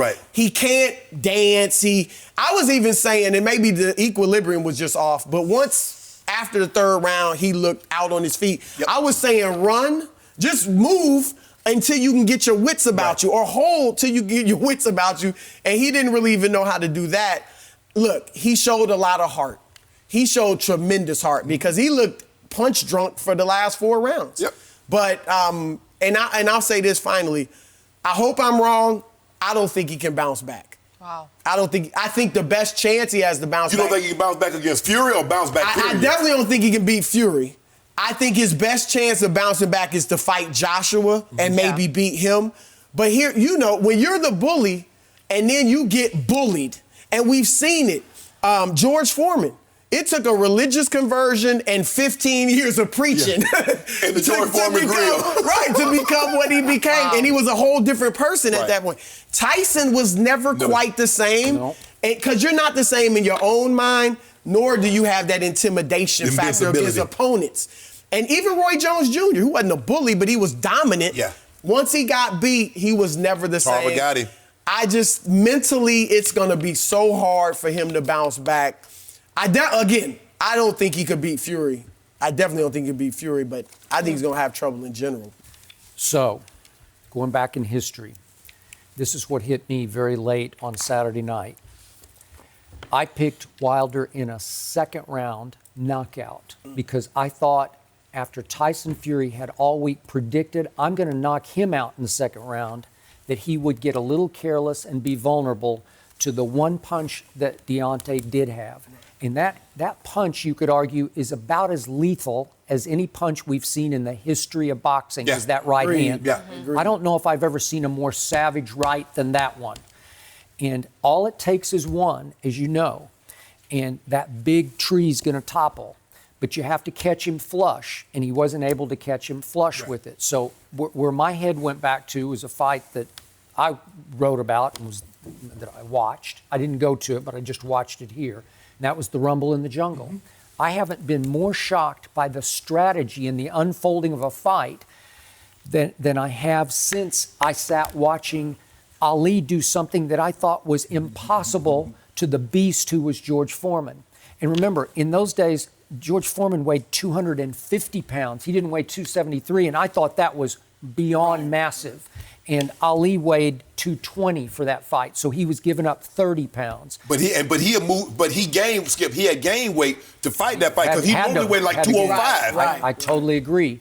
But I did not see rope-a-dope coming because I don't think his corner saw rope-a-dope coming. He didn't tell anybody. No. And he goes and lays against the ropes and he had worked on his core all through his camp. And he just put his gloves up and he just said, "Is that all you got, champ? Is that all you got?" And he just kept trying to chop wood until he just chopped himself down. And Big Joe, he whispered and said, "George, that's all you got?" That's all you got? Yep. Yep. Now it's my turn.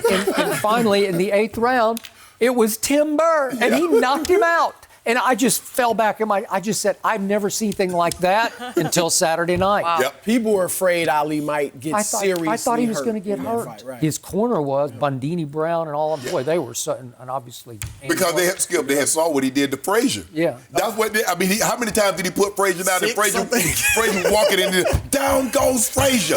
Down goes Frazier. So we talked about it early last week. It looked like Tyson Fury, in the final 2 minutes of the first fight, fell into this out of desperation when he rose like Lazarus from the dead. I thought he was knocked out. Yep.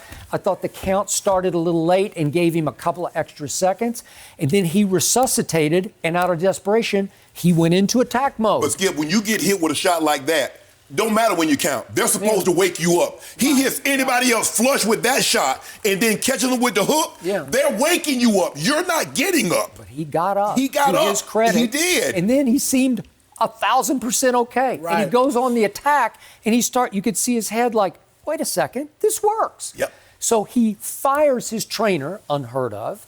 And Who all had of a been sudden, with him for umpteenth years. Yep, and he goes to the nephew of Emmanuel Stewart, the late, great Emmanuel, who I loved, and he goes Kronk, all in, all offense, and he comes right back out and says in Las Vegas all week, this is exactly what I'm going to do to him. I'm going to attack him in the first round, and I'm going to do damage, and I'm going to knock him out in the second.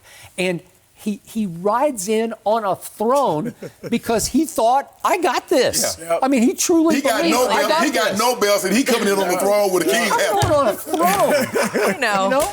It's casual. And then Unbelievable. he executed the exact game plan that he predicted all week. And to your point, he was so much bigger and heavier and just overall brawnier, stronger, that he overwhelmed Wilder. But this is the final point I'll make, and I'll hand it back to you, is that I fixated on the weight gain of Tyson Fury to go all the way up 16 pounds to 273. And I thought, can he carry that for maybe 12 rounds?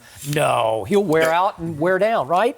But I missed the fact, wait a second, Wilder gained 19 pounds? He's actually a skinny guy with a sinewy frame. Yes. He's all quick, twitchy, And if you put 20 extra pounds on 6'7", right, and try to get him ready for this fight, and he said something after the fight. My leg was already weak coming in. I don't know. He said, I'm not trying to make an excuse, but he was making an excuse. I didn't like Okay, I didn't all like right. that. Well, whatever. But did he put on too much weight too fast? I thought so, Skip, because when you look at it, Skip, he'd been knocking people out at 212. Right. So why, so it wasn't like, well, I need to get a little more pop because I can't. But you put the guy down twice at 212. You've basically been fighting around 212, 215-ish, basically your entire career. And now all of a sudden, in the biggest fight of your career, you move up 19 pounds. So maybe he's sluggish. You got a 200, and I believe once he refueled, Tyson Fury probably walked in the ring at 285, maybe 290. He might have. He was huge, and he was leaning on him. Yeah, you know? so if I'm tired, if I'm already tired, and you, Coach used to tell us, say, son, the only way you can ride an elephant, he got to bend over. You got to jump up on his back. So he's already tired, you bending over, and now you got a 280-pound man leaning on top of you. You can't carry your weight and his weight. But did you ever think in a boxing ring Nope. you'd see a 285-pounder in that good a shape? No. With that kind of agility and skill? The way he's like I He's said, a great boxer. he got feet. He should be playing left tackle. He should be playing in the NFL because he has unbelievable. A man that size, he's 6'9", 273, which is the second heaviest. I think Primo Canary was heavy, but they fixed that fight. What was the Russian's name? There's another 330 pounds. Oh yeah. I forgot about him. Boyavel. Yeah, the big guy. He's like 7'1". Oh, but that he doesn't count, Skip. But for me, and I think the surprise is, we all picked Deontay Wilder to win. It wasn't that Fury won. It's how he won. How? Right. I'm shocked. I'm shocked that he walked to a man because that's what Buster Douglas did to Tyson. Yep. He walked to him.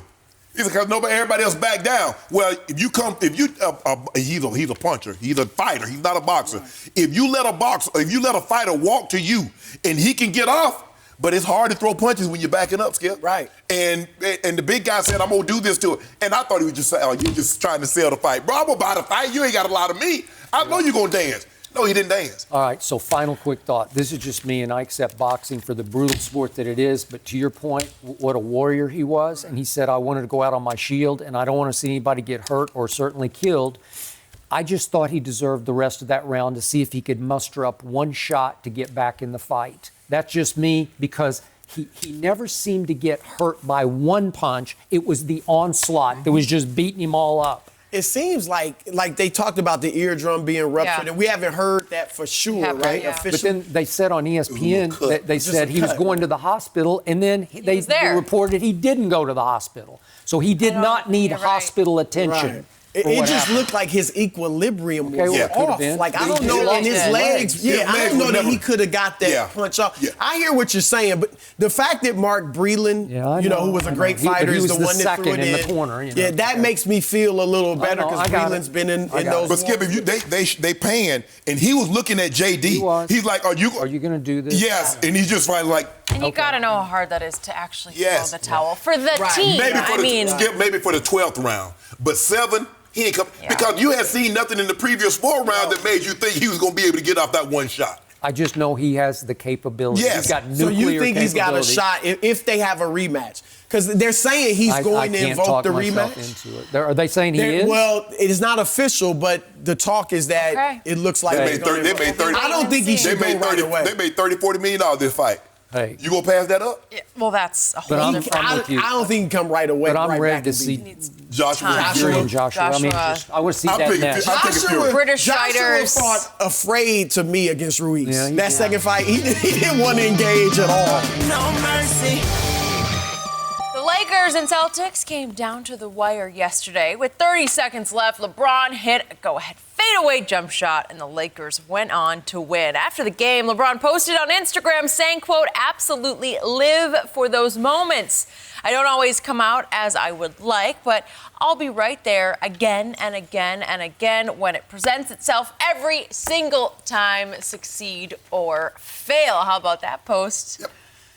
Shannon already celebrating over here, but I'm going to ask Chris his opinion. What did the post by LeBron, what did it tell you? Chris, before you go, Chris, Chris came out the pulpit just to say hello to old Goat James there, old Club Shay Shay. Yeah, he was in the pulpit yesterday. So it was just, you just came by to say he didn't partake in it. It was a good time there. Yeah, just wanted to say hello. Are you serious about this, or are you kidding? The light can go off. Thank you. Chris. Well, look, we know LeBron hears stuff, right? The hashtag Wash King, which I don't know who was calling him Wash, but he's taking I do. He's done Michael Jordan and taking it to another level. Oh, they saying I'm washed. You know who said he was washed. Nobody. I don't know if he's saying wash, but But anyway. Like he needs to take a shower? No, you know what I mean. Oh, what about them low lights you keep showing every time you get a chance to? We retired him. He hears. 2019 low lights. No, we don't want to see him. People been saying he hasn't been closing since he got to L.A. because there were close games last year, been some close games this year. Even with the Clippers, certainly Christmas Day, they outplayed them the first 3 quarters or most of it. Didn't close down the stretch. And the Clippers, one advantage people have given them over the Lakers is you got Lou, you got Kawhi, even you got Paul George. You know, you got guys that are going to close for sure. I'll just give you one. You got Lou. he is their closer. Oh, we Lou. You hear that, though. I think LeBron's heard that. And I took this post as, all right, I hear you, and I'm taking the challenge. I'm accepting the challenge. Really? And I've always said about LeBron, obviously he's closed games. I mean, playoff games, regular season games, we've seen that. But he doesn't have that Kobe, Michael Jordan closer mentality. His mentality is more, I think it's like Magic. Magic closed with the junior sky hook, but that wasn't typically Magic. No, he didn't do that. It was like, I'm going to make the right play. I agree. Sometimes it's for me to shoot, sometimes it's not. So I was glad to see what LeBron did yesterday. And I really was glad that he didn't just settle for a deep 3 or go all the way to the hole, which is typically what he does, at least since he's been with the Lakers when he's closing, is I'm taking this 27-footer or I'm going all the way to the rim. No, it's mostly the former. The 27-footer. Yeah. Well, last year, when he got blocked, I can't even remember who that was. Sonia. Yeah. Do we have that? No, we don't. So I love him, though, that he went to the post against a good defender and then in the mid-range goes with the fadeaway, because that can, I typically like guys that big to go toward the hoop, but if LeBron can master that fadeaway like that, nobody's going to block that. I mean, Giannis is Giannis, but Kawhi, Paul George, nobody's going to be able to block that fadeaway at his size. So I love the fact that he did that rather than take a deep 3 or, go to the hole. I also like the fact for the Lakers that in the fourth quarter, it was AD and LeBron. AD took 6 shots. Not only he was 1 for 6. But I just like him taking 6 shots. He missed some easy layups. He missed some layups. He obviously hit 5 or 7 free throws. So, and I think it is imperative on them, that AD begin taking a lot of the responsibility in the fourth. And obviously you saw LeBron take it on his shoulders with that move in the post. So I like that mentality from the Lakers because that's what they're going to need to beat the Clippers. And you saw the one, Skip, drove to the basket, guy tried to knock it out of his hand, he recaptured it, was up there so high, he just took his time then kissed it off the glass. Did he get blocked? No, he didn't get blocked. Stop doing that. Clean block, too. Oh, old Dream. He had that dream shake on. Now, Who was that guy? Langford did that? Off the bench? Chris, you weren't here, but Jaylen Brown dunked on him. Oh, man. I remember that. And somebody just would not let me live it down.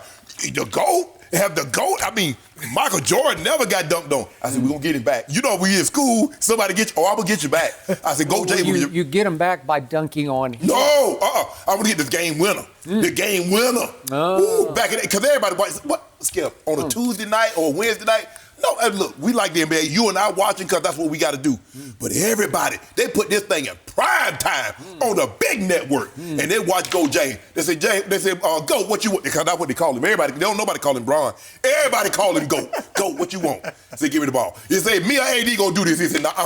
So he got that thing. He threw his hand up like this and Skip, and he started going to work. But you saw him smile. He said, I got it. I got it right where I want it. Because I've been spinning baseline all day, getting to the rack on him. And he going to think I'm going to go baseline this time. Now, Skip loved the dream shake because when Embiid hit LeBron with it in the All-Star game, he even showed it.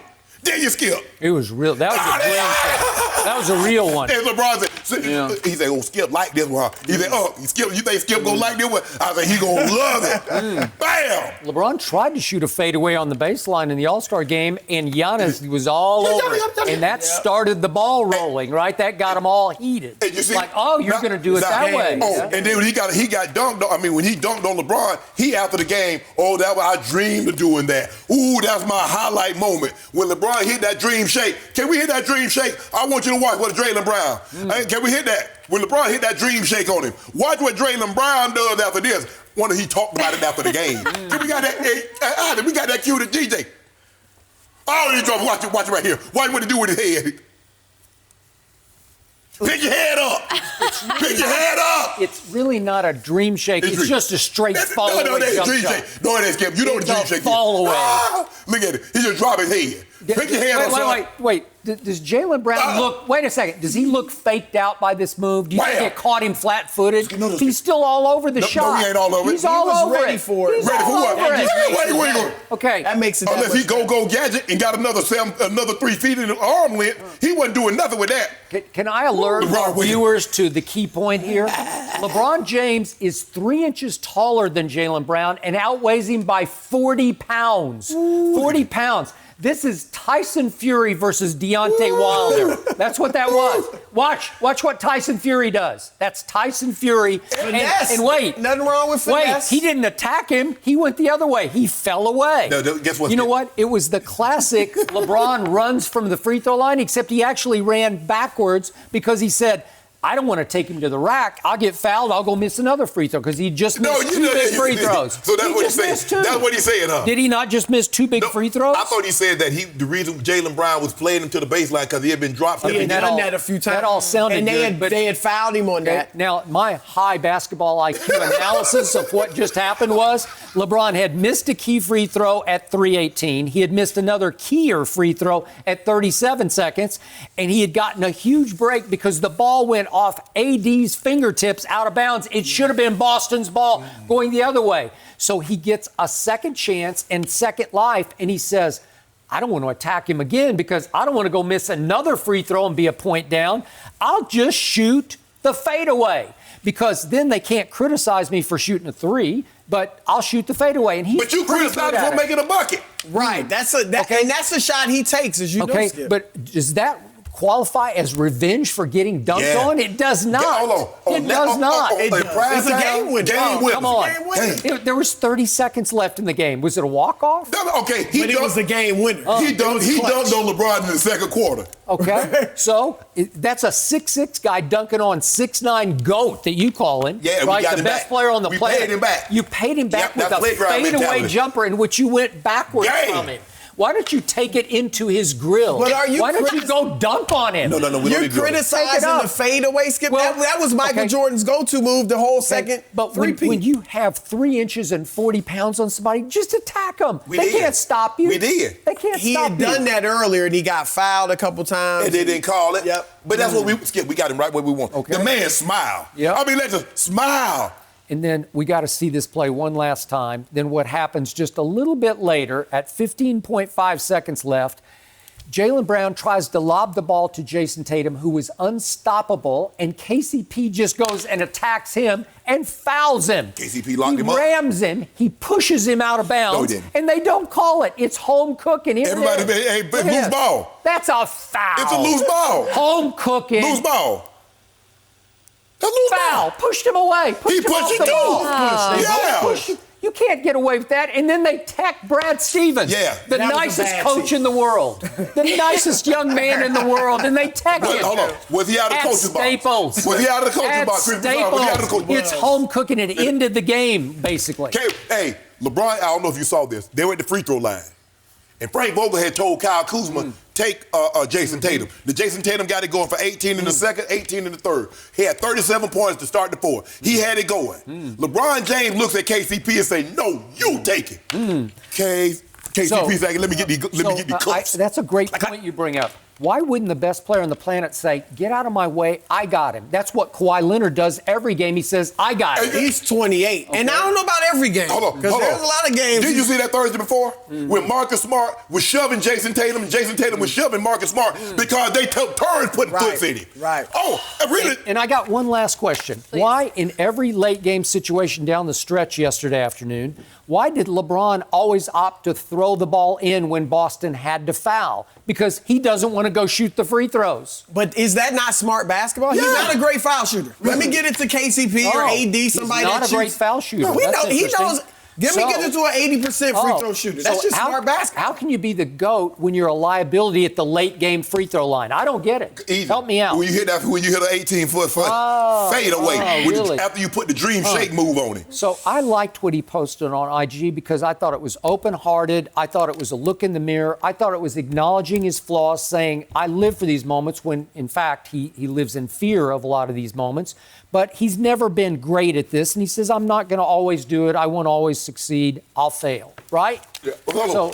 But he said now that's insecurities. Now this is what Michael Jordan said in his commercial. Jordan says, I failed over and over and over again in my life, and that's why I succeeded. That's a humble brag. LeBron said the same thing, and that's insecurities. I do like that MJ quote. But we all know, favorite. that Michael made shot after big shot after big shot, as opposed to this guy. All I'm just saying, he's missed shot after big shot after big shot. He's made as many as Michael. No, if not more. Actually, make more. But a lot of people use Elias. I would use Cornelius. You know, I get my facts from Cornelius, and they say. Wait, Cornelius Vanderbilt? No, they don't Cornelius Vanderbilt. I love Cornelius. He's the namesake for my school. I know he's the namesake, and nobody's talking about it. Are y'all gonna win any SEC games? Maybe. All right. Maybe not. You can't open up the MJ debate. We don't have enough time for it right now, Shannon. Come Okay, on. turn you around. No mercy. And how about the Clippers? They've lost 3 in a row after coming up short at home against the Kings on Saturday. And after the game, Kawhi was asked about the skid, and he said this: you never know what could happen, but now the time is now. Just got to keep getting better. Doesn't matter what seed, just got to keep fighting. It's about the right team peaking at the right time. I don't think we've even got there yet. Shannon, you like what Kawhi said? Ain't nobody like him. I'm just trying to figure out, why does he even care? Why is he so upset about a game? Because it only matters in the playoffs. Why is he talking about, I don't care about what seed? And first of all, I thought he was the Terminator. You remember, Jenny, that first thing he had the Terminator's eye? He has no emotion. He has no feelings whatsoever. Kawhi, this is how your teammates feel when you miss practice. This is how they feel when you miss the game. Really? Yeah. They like, Kawhi, are you going to play? Huh. Interesting. Yeah, very interesting. Very interesting. Well, we coasting. I love it. How many games y'all lost in a row, Skip? 3. 3 in a row? Yep. Woo! Oh. Can I see that video? Can I see that video? I want to see what Kawhi. Which one? You know, Kawhi, the assist guy, he leading the break and throw the ball to nowhere. He won't tread like I wish I might dive on the floor. Now look at this right here, Skip. What's that, Skip? You gonna show your teammates up? Now, if had LeBron done that, you know, LeBron, you showing your guys up. You don't do that, LeBron, as a leader. Huh? Skip! What's going on with this, Skip? The Terminator is upset. You see what happened? Now, they lost before the All-Star game. Man, Kawhi was ready for the All-Star. Okay, now they losing, and he ain't saying nothing about all them bricks he's shooting. Boink, boink. Yeah, we got it. Just bricking it. Really? Yeah. 31, 8, and 5. That's pretty good. Well, how many shots they take him to get that 31? I mean, they said he getting the early start on the Clippers arena. Bricks, he just putting bricks already. Yeah, he getting the early start on that, Jenny. Really? None of my business. I don't even know why I brought that up, Skip. But I ain't being careful of nothing. Keep talking. Hey, you know what? It's February. You know what? Talking. Lou and Trez, a lot of them guys said, you know, if you played instead of playing every other game or every other game, we can find a rhythm. No? He's been doing this since his rookie year in San Antonio. Well, he ain't in San Antonio anymore. Who he is, what he's always been. And these guys ain't all about that. This is absolutely no sweat, no problem, nothing I to can't get tell. disturbed about.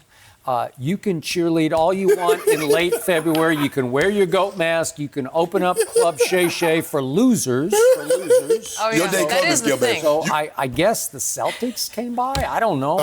You were saying that for a while. Oh, the Clippers, they were there? The Clippers VIP. I got a special section for them. I already know.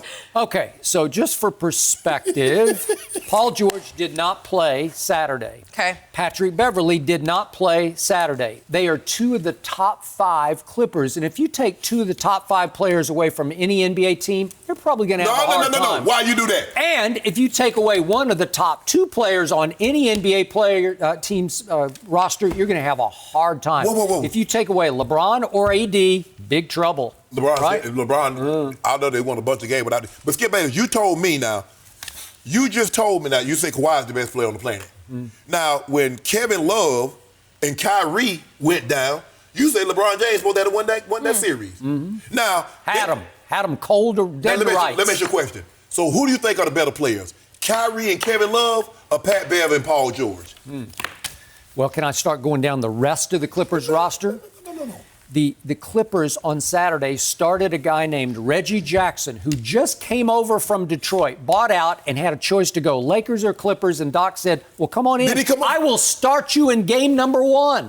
I'll start you. Hold on. You want to talk about chemistry, Whoa, unity, hold on. flow? No. Doc said he was running plays he'd never run before on the floor with no practice. But you see what he did? Now, you told me, I told you, Reggie going to the Clippers was better about getting playing time. I say with Pat Beverly's injury history, he might be starting sooner than later. Okay. Whoa, no, he's showing LeBron. Now, all of a sudden, hold on, he came from Detroit. Did he come from the Detroit Auto Union or the Detroit Pistons? Because if I'm not mistaken, they play basketball in Detroit. Detroit Pistons. The Lakers needed Reggie Jackson far more than the Clippers No, did. And when Pat Bev comes back, there's not going to be much room for Reggie Jackson. We got the big twin. We got old Markeith.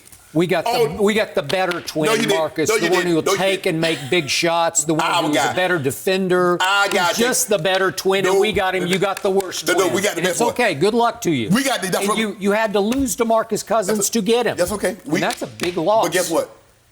Cousin, old Boogie, he's still rehabbing at the facility. Yep. We're gonna re-sign him next year when he's 100% healthy. But guess what? Yeah, we got the evil twin. So we needed somebody to put pain on people. Come to the pain in the playoffs. So what did Chauncey Billups, the great Chauncey Billups, say on the Clippers telecast on Saturday, which they called another L? I watched and listened to. What did he say? Chauncey made a strong point early in the telecast that the games he hated most were Saturday 12:30 games, because especially when you're playing Sacramento and it's not on national TV, it's just a little local game against Sacramento. It's hard. Like Chauncey said, it wrecks my routine. Everything's off, everything's wrong, and they weren't ready to play. And you know what the owners hate? Say, I hate when them checks clear my account on a Tuesday or a Friday. No excuse. Exactly. Thank you, Gino and Jenny. I'm seeing you did that. Jenny. Oh, Jenny got it. Come on, you're going to just play. All I know is that these teams have met each other twice, Lakers and Clippers. And in the first game, it was tied after 3 quarters. And LeBron James scored 2 in the fourth quarter, and AD scored 0. And Kawhi just took the fourth quarter over. And then timeout. They played again on Christmas. And the Lakers were up 7 with 6:39 left in the game. Where's your closer? Oh, wait, LeBron disappeared down the stretch, and Kawhi scored 9 points down the stretch. When did Kawhi become a Laker? Wow. I thought we was talking about Kawhi and the Clippers. Hold on, I want to know one more thing, Skip. Are you sure Paul George has missed 22 games already? Are you sure he's going to be there? If you tell me he's got a torn hamstring, I'm out. I got no shot. No, but you kept harping.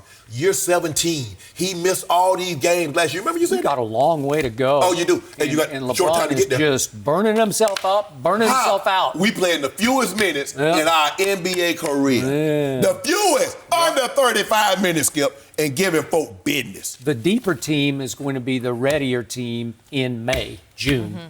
Well, you forget how late it actually goes. I looked it up. Like, the finals could go all the way to June 20th. Yeah. And LeBron going to be celebrating. It's a long time. My birthday right around the corner after that. So I figure, old GOAT, get his boy a little bottle of something. Don't get ahead of yourself. I feel real good about where the Clippers are. I feel great about where the Lakers are. I love premature celebration. What about celebrating? We won the game yesterday. Okay, I can celebrate the game, but we ain't won anything else. Okay. But I feel good where we are. I feel better about where I am than where you are. Clippers hosting Ja tonight. So Ja gonna get him. Ja get him. Pretty soon the Lakers and the Clippers are going to play again. I'll be looking forward to that. I think March 10th or something like that. No. Coming up pretty fast here. No, all I know is I got to be 5. Somebody went out. I'll now say somebody. This. I said 56 games. I said, Skip, they're going to win 56 games. No. You are 5 cases. I mean, you challenged me. How can you do that to Goat James? When has Goat James been healthy and not win 56 games? I only care about when Goat James is healthy. He's 3-6 in the finals, and he's not going to get to the finals. He's going to get to the conference finals. We about to be 4-6. No mercy. Well, before being waived by the Lakers over the weekend, DeMarcus Cousins shared his opinion on LeBron James. Cousins recently went on Steven Jackson and Matt Barnes' podcast and said that he's even told LeBron that he should run for president one day. LeBron confirmed that Cousins had pitched him on the idea, but laughed off the suggestion. Chris Broussard is back with us, but Skip, I want to start with you here because there kind of was a lot of reaction to this. Huge reaction. After we talked about it last week. What are you hearing now? I'm close with a guy who is very close to LeBron. And this guy spent a lot of time with LeBron over All-Star Weekend in Chicago. And as soon as Shannon and I did this topic on Friday, this guy that I'm close to immediately texted me and he said, no. He's really considering this. And he was way, and it's got a lot of Y's on the end of way before Boogie came out with it. And the guy I know said it's a plan of his, but not yet a goal. But he emphasized he's really, all caps, considering running for president of the United States. So we kicked it around. I told you I'm open to this because I could really see this happening, and I think he would have a chance to not only win, but to do very well in this position. I'd want to hear his platform. I'd want to hear a lot more. Obviously, his life and times would come under enormous scrutiny, and he would have to withstand the scrutiny, but probably he could. And in the end, I think he would have a real shot here. And I'm not talking about next year. I'm talking about down the line. I don't know. 32, something like that. Somewhere. I just think we saw Ronald Reagan as an actor get elected, and then you've brought up all the other guys who became various governors. Steve Largent. Yeah, Steve athlete. Largent. There's a good one. Bill Bradley is the most well-known. Yeah. He even ran for president. He did. The great New York Knicks. So there's a history of this, and it's a pretty strong history. So I wanted to bounce this off Mr. Broussard, who has covered LeBron almost from the start and is very close to a lot of people around LeBron. Your gut feeling on this? Well, I'm being told, like you said, I'm close to his camp and everybody, that they're saying, they're denying this, that, there's any thought of running for president, that he's talked seriously at all about it, and even denying that it would appeal to him. Just the foreign policy, dealing with all of that. And by the way, the other day when he was asked about it, he pretty much scoffed at it. Right. Now, so that's what they're saying. My personal feeling, I do feel like LeBron could run for president. I don't know if he'll run, but I think he'd be a really good candidate. And I think he'd be a good president. I'm talking like 12, 16, 20 years from now. And look, after he everything looks like he's going to go forward and be this great business mogul when he's done. Maybe he'll own a team. Owning a team, being a business mogul, you're going to deal with other countries and nations and things like that. So maybe, who knows, over time, it will appeal more to him. I have an interesting story because, as you know, I did maybe 5 or 6 cover stories on LeBron for ESPN, the magazine, early in his career. I did a lot of stuff with him. His story from 5th grade to 8th grade. He lived with another family of one of his best friends in Akron. And I talked to them many times. The father of that family told me a story that when LeBron was 7th grade, 6th or 7th grade, I think it was 7th grade, the father's father, so I guess he's in the position of a grandfather, went to pick LeBron up from junior high school that day. The principal comes out to meet the grandfather and says to him, this kid, meaning LeBron, could be president of the United States one day. Now, this is when LeBron's in 7th grade, so I don't know what year, mid-90s, whatever that is. Yeah. That's the appeal he has. And I think he'd be a great candidate. I mean, as you said, now with President Trump, I mean, it's kind of opened it up where you can see a lot of people becoming president that you thought before you had to be like a lifelong or at least a long time politician. Or in the military. You had military background. You were a general like Eisenhower or something like that. But he leans left, but he's very strong on family values, and he's an example of that. That would appeal to people on the right. He's a straight-up entrepreneur and a straight-up capitalist, which would appeal to people on both sides of the aisle. So, and his life experience, a lot of people can relate to. Obviously, we've seen a ton of athletes go rags to riches, but not the way he has in terms of all that he's become beyond being just an athlete. That's unique. So he's been poor, and now he's incredibly wealthy. He's been, he's black and been underprivileged, but now he lives a very privileged life. Like, I think he could, and I said, he's a straight up capitalist. He could relate to, a lot of people could relate to his story. And I actually, if LeBron runs, I don't know that he will ever run, but I really believe if he ran that he would win. Agreed. What about your boy on the ticket, VP? Okay, now you could be a detriment now. I don't see it happening because, look, you open yourself, you subject yourself for scrutiny that's unwarranted.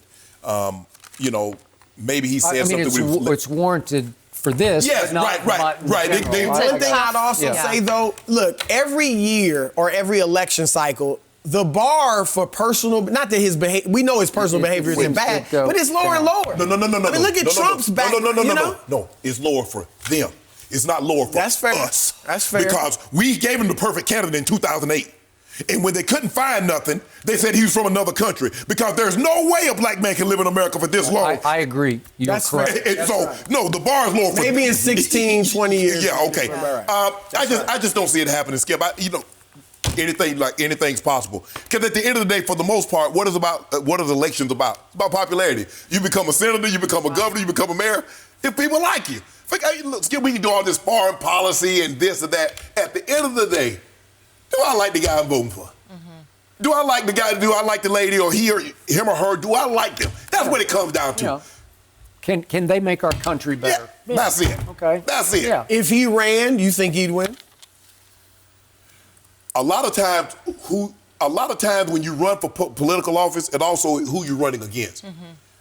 That has a lot to do with it. And timing does, because you're coming off what? What was the previous regime, right? Because I think President Obama's administration gave rise to President Trump's administration. Right. Because here's the thing, the pendulum swung so far. They're like, no, we got to come back. So now we got to swing it way back over here. So now they want to come back to the middle somewhat. Timing. So it's going to be very, very interesting to see how that plays out. It's all about when he would elect to run, and I just think all I know is I'm getting the role.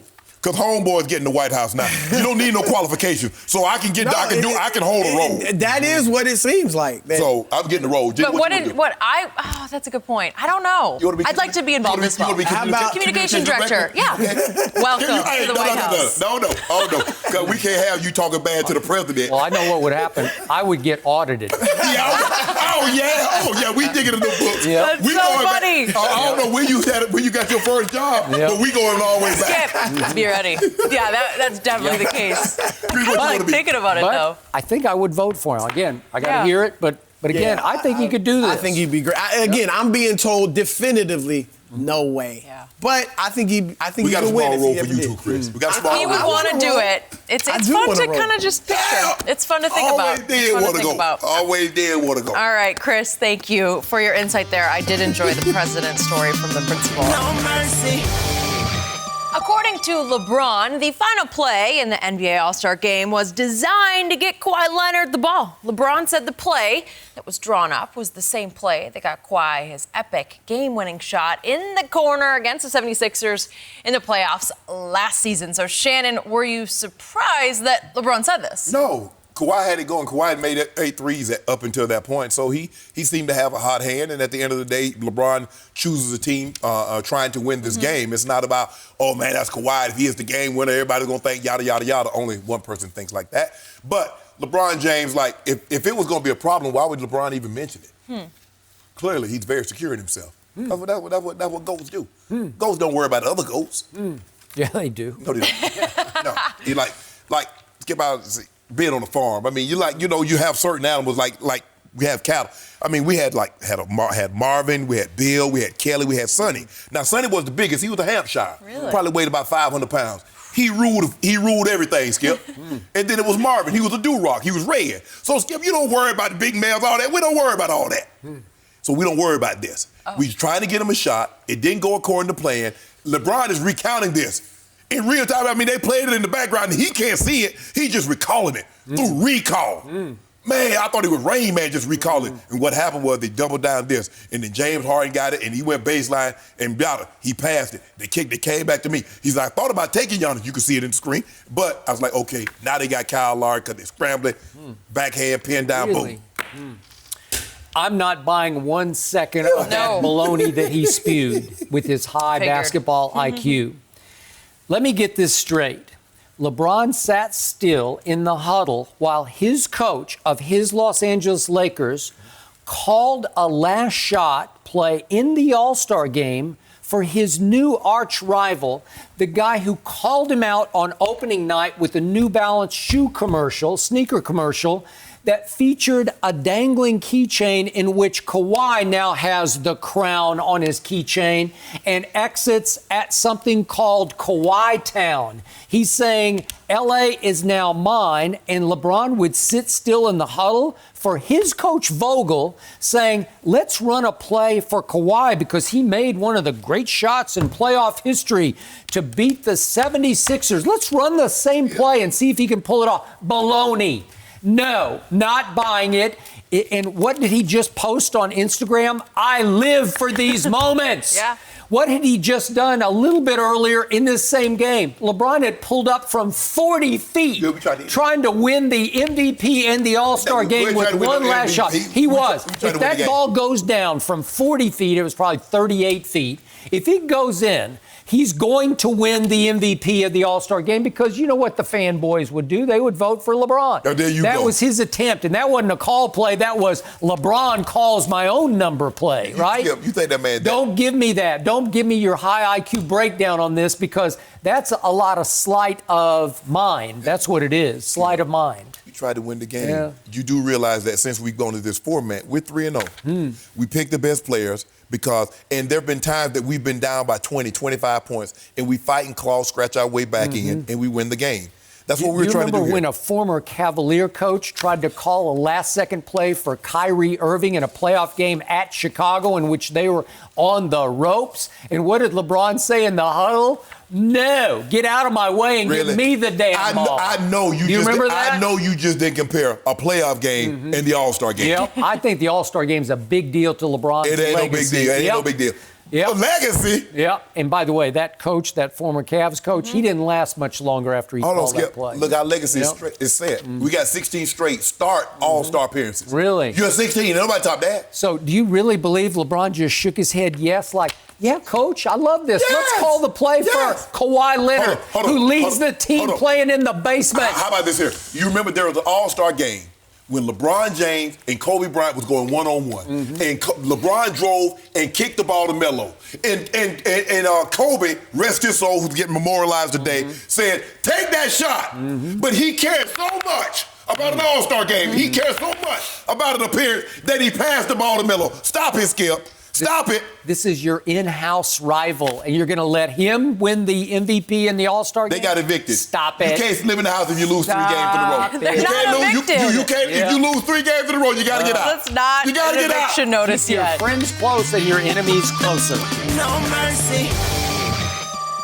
And Dez Bryant hasn't played in an NFL game since 2017, but he's still trying to make a comeback. Over the weekend, he was seen working out with Patrick Mahomes in Fort Worth, Texas. Dez recently said that he would, quote, do some damage in the Cowboys' offense. So, Shannon, how did Dez look? Maybe it's because I haven't run routes in a very long time. Maybe I need to get my eyes tested, but I don't think these videos paint Dez in a positive light. Skip, Dez needs to give this notion up that he's going to come back in a role like Jason Witten had. That's what this is about, Skip. Yeah. He can't let go that the Cowboys released him. He looks heavy to me, Skip. I mean, if he couldn't run 3 years ago, how's he gotten faster? I just don't see it. I wish him well. I hope it works out, but I just don't see it. To me, because I had no to low expectations, I thought he looked a lot better than I expected he would look. And I do think it will serve him well to be seen on video catching passes from that guy, because it looks like that guy's kind of blessing him to even work out with him. Have you ever seen a guy look bad in shorts? No, but he looked, he had a little bit of his explosiveness back. Not a lot. But he was moving better after, you know how Achilles can just doom you. That's my point, Skip. How many guys you know come back off that injury and they're more explosive than when they left? Yeah. Nobody. But he looked decent to me, and I will bet you off that video alone, he will get a nibble from somebody who will just say, come to our camp. He doesn't want that. He wants the Cowboys. No, if you know what he said, he could do damage in the Cowboys offense. Yeah. Not I can do damage in this league again. It's the Cowboys. That's where his heart is. That's why he didn't go to Baltimore, and he got injured in New Orleans, but that's where his mindset is, Skip. Hey, Tom Brady could make him a star again. Oh, there it is. That is it for us. We'll be back tomorrow morning at 9:30 Eastern. No mercy. Thanks for listening to the Undisputed Podcast. I'm Jenny Taft. Join us again at the same time tomorrow morning, 9:30 Eastern. We'll see you then. Fox Sports, one of one.